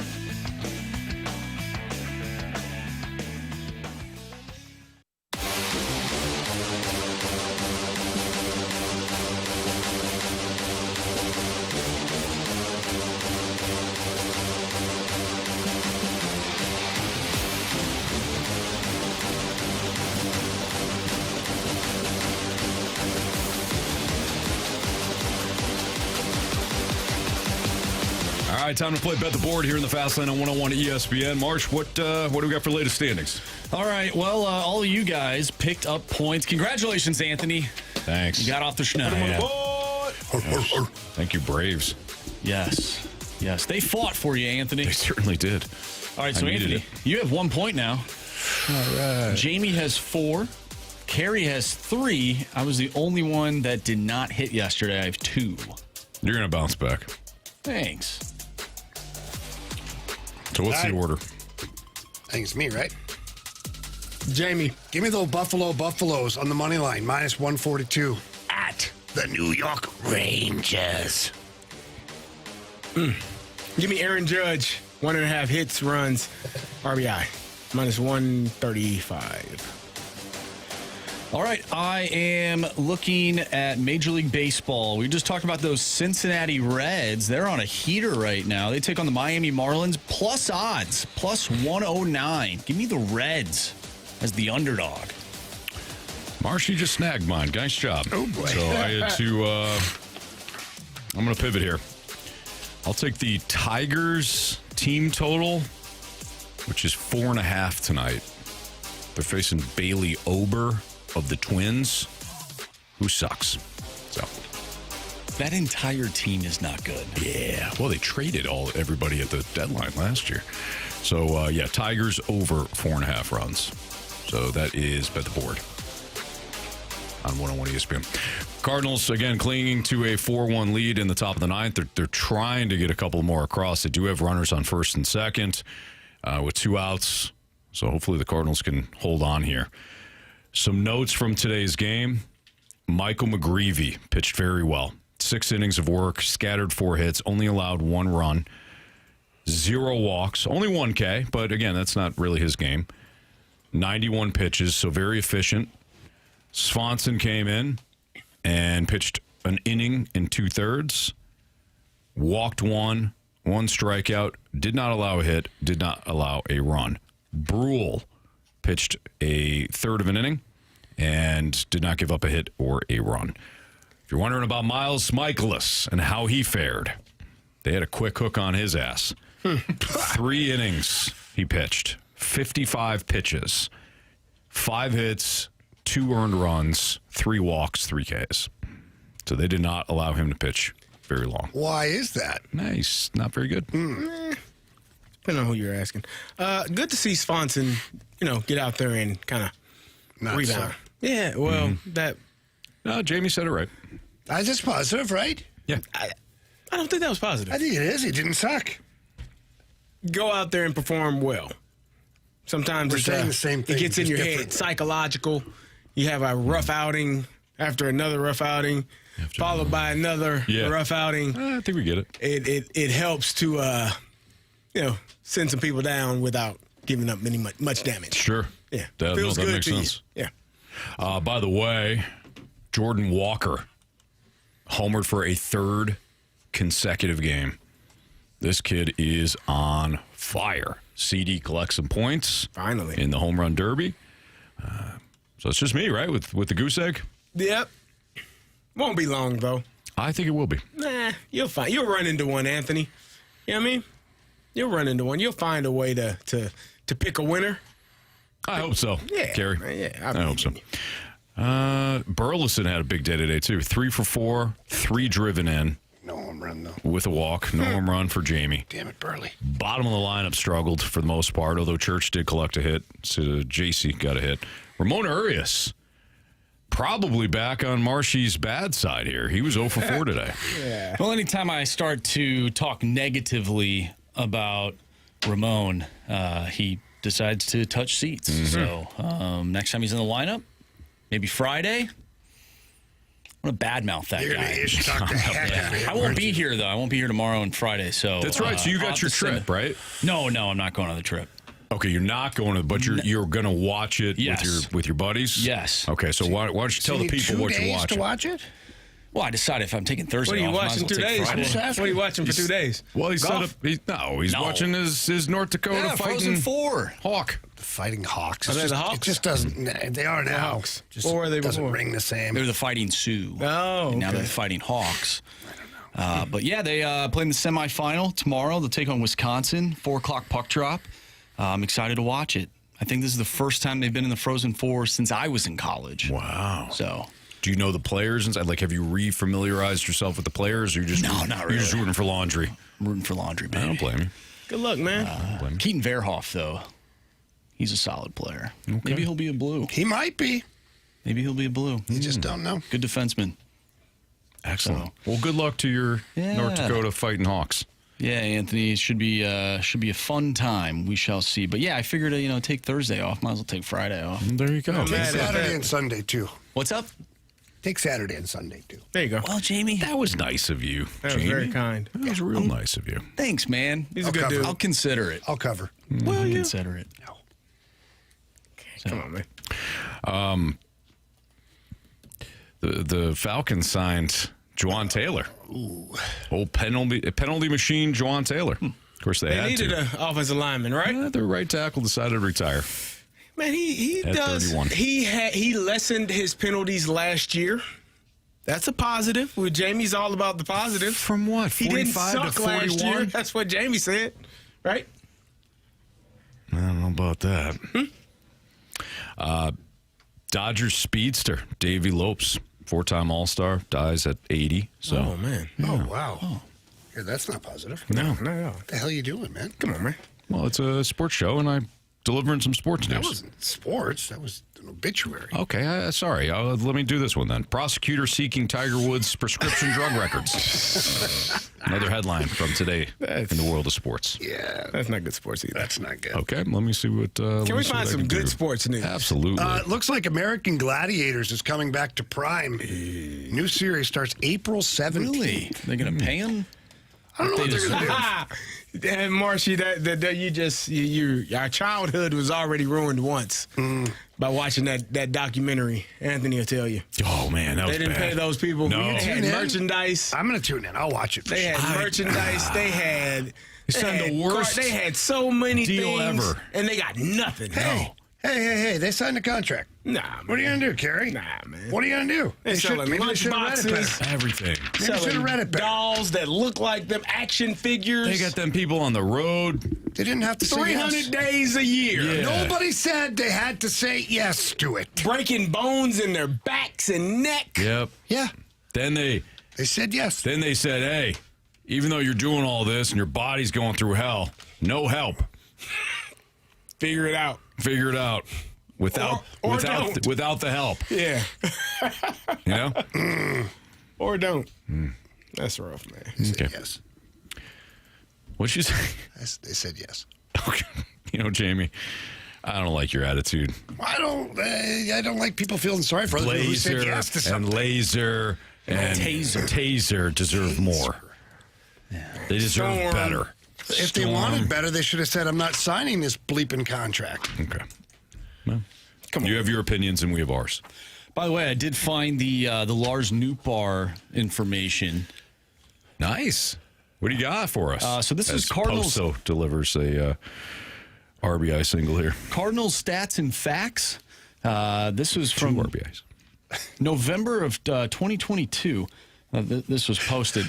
Since July 1st, Lars Nootbaar has a higher WRC plus than the following players: Shohei Ohtani, Mookie Betts, Manny Machado, Carlos Correa, Pete Alonso, Jose Ramirez, Rafael Devers. What year was this? 2022. Oh, so it has been a while. But you know what? I found another one. Oh, there it is. Cardinal stats and facts. May 15th of 2023. Most F-WAR by right fielders since July 1st. I guess that was going back to 2022. Aaron Judge, 8.5. Mookie Betts, 5.1. Lars Nootbaar, 4.1. Juan Soto, 4.0. Greater than. Ronald Acuna, 3.2. Kyle Tucker, 2.6. And then it says Newt is in some insane company over the last 10 months. It was 2 years ago? 3 years ago? Wow. 4? It's been a while. It's been a while. All right. It's Fastlane on 101 ESPN. When we return, what we learned, 3 stars of the day, maybe a criticism, compliment here on 101 ESPN.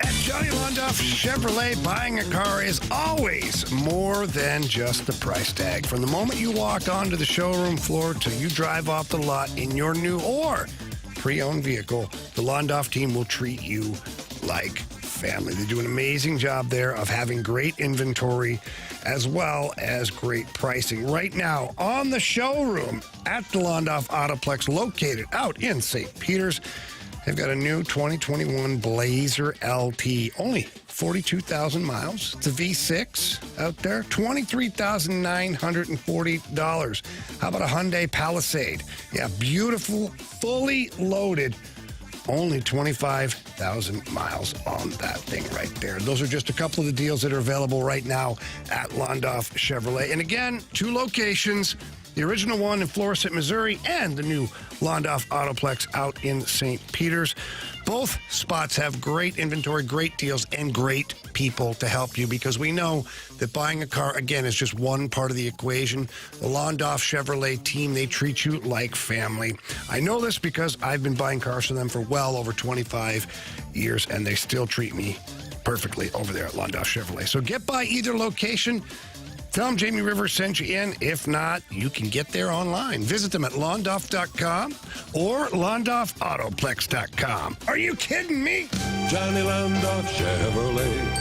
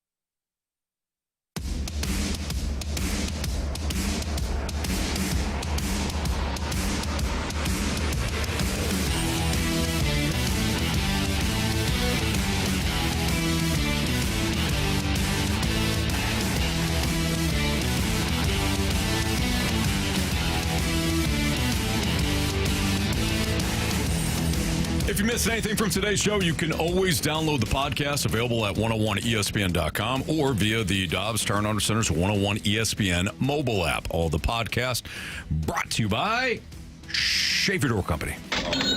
Let's find out what everybody learned today. Marsh, why don't you go first? Ooh, what did I learn? I learned that Jamie's algorithm on X, formerly known as Twitter, is a little off. How so, Marsh? How so? Well, Jamie, just UFL content, maybe not on his algorithm. Maybe not anywhere. Maybe. What? Oh, okay. Good call. Carey, what'd you learn? I learned that the majority of our listeners didn't know about the Battlehawks game because we didn't talk about the Battlehawks game. That's the only reason why they didn't know. Oh. Yeah, that's what we were getting. Yeah. And maybe talk about it more. Oh, okay. I blame Marshy and Oh, Anthony okay. for that one. Yeah. Wait, why us? Anthony's a well-known football coach. You're the producer, Marshy. My bad. Boy, we got... The next thing you're going to say, you don't know that the soccer team's playing this year. What? When do they play? That's not. When's their next game? Yeah. It's nice from now. Couple days. I'm actually going to the game on the 25th, or the match. Did you hear that the fans don't sit? I'll make sure I have some comfortable shoes that day. Yeah. You should. Should you just sit the whole game and protest? No, I don't want to do that. You won't be able to see the game. That's not the point. You sacrifice. When you protest, you sacrifice. I don't know what you'd be protesting. I don't know. Standing. I am not standing. I will not stand. You won't see anything. Honey, quick, take a picture of me sitting. Post it everywhere. Yeah. They're going to feel my wrath. Jamie, what'd you learn today? I learned today that you guys don't value contracts. You just think that because people sign contracts, they agree to do certain things. No, you guys don't care about that. You're like, no, they're mistreated. They agreed to the damn contract. I don't think they agreed to that.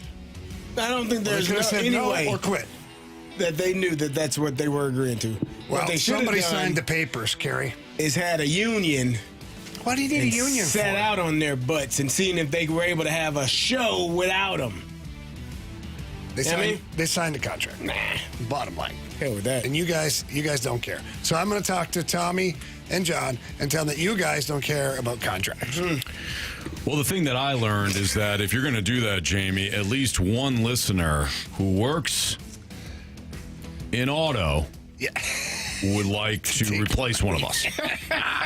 So, Jamie, if you're going to go that route, if you're going to go that route, Jamie. I signed my contract. I'll be here. I agreed to do. You might have, exactly. You might have what a new co-host. I signed on to do. Okay.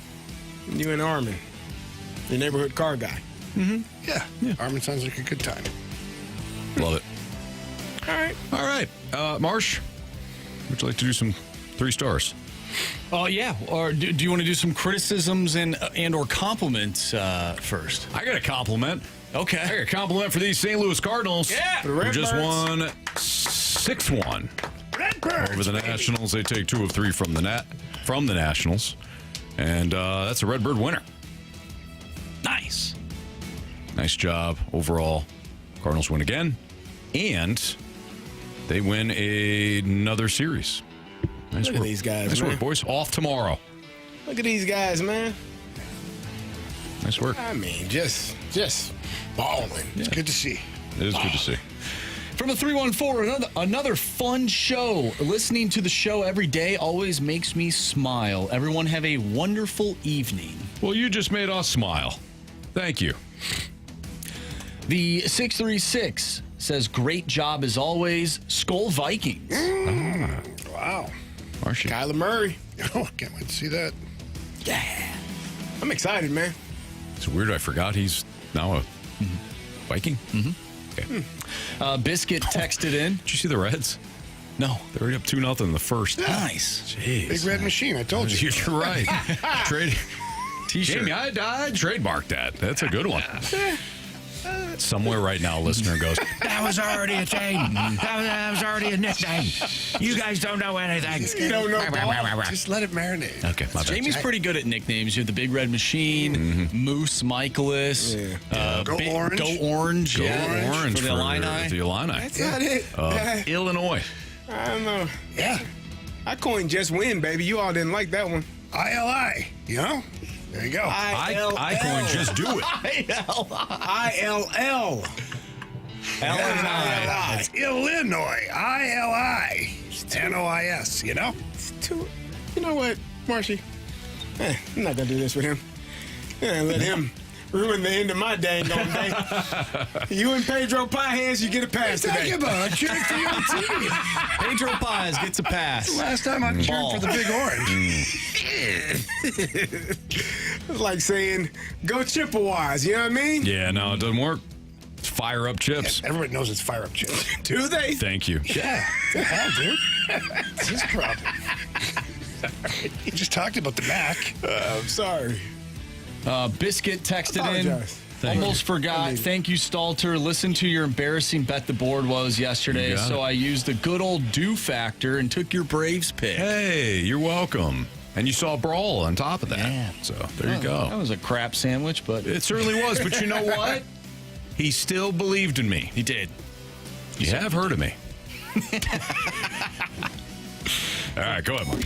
It's time for the Fast Lane's 3 Stars of the Day, presented by Circus Sports. No bet fees ever with the world's largest sports book, now at your fingertips in Illinois and Missouri. All right, our 3rd star of the day goes out to the newest app. It appears on Jamie's phone. It's called Snap Count. Snap Count. Dude, it's really cool. You can send pictures and things, and you can see your friends' locations. Is that kind of like the Snapchat? No, it's Snap Count because I count the people that I'm friends with on here. Is that the Instacart too? It's where you can send photos and you put them in your cart. You don't have to write anything. Yeah, your Instacart. You take pictures and you put them in the cart. You guys are old as That's hell, right. man. Yeah. You can have it framed. Friends can also see your pictures in your cart. Yeah. You guys are old as You hell. guys ever have My Place? You ever grow up with My Place? Sure, yeah, My Place, absolutely. MySpace? Oh. No, My Place is where you can invite your friends and kind of rank them and things like that. Top 5. On your My Place, top 5. There's one guy that I knew started that My Place. Yeah, Tom. Yeah. And then he was always the first one over to My Place, too. How about that, He's too? like, hey, I'm over here. I'm like, hey, who are you? It's Tom. Come up with this My Place thing. I'm like, yeah, but you're at My Place. Right. He's like, yeah, it's My Place. Let's go get more people. Yeah, to your at your place. Yep. 2nd star of the day goes out to Tuesday football. Yeah. Let's Nothing like go. matching in April. Yeah, nothing like it. All right, somebody has to recognize this group of people. So we are today with our 1st star. That goes out to the American Gladiators. Yes, man. Come on, man. Thank you. Those guys and Do what gals you pay for, put in folks. work. Put in work. And got Do just your job. Scammed. Man, they got beat got down to their dang scammed. socks. Yeah, they signed up for it, guys. Nah, man. They Okay, didn't Jamie. sign up for They that. did. Do you think they operate without a contract? Real tired of Tired of your crap. your corporate BS. Whatever, dude. You sign on the damn line. Think That's your Turbo and ass. Gemini signed up for that crap? No way, man. If you couldn't- No chance. If one of them or two of them couldn't read the contract, have somebody who can read it. And They then could you sign read. it. We don't know. I'm not assuming they could or couldn't. But if they signed on the dotted line, what you guys are saying is just rubbish. Whatever, dude. Do your job. For Andrew Marsh, for Carey Davis, I'm Anthony Stalter. We'll see you tomorrow. See you.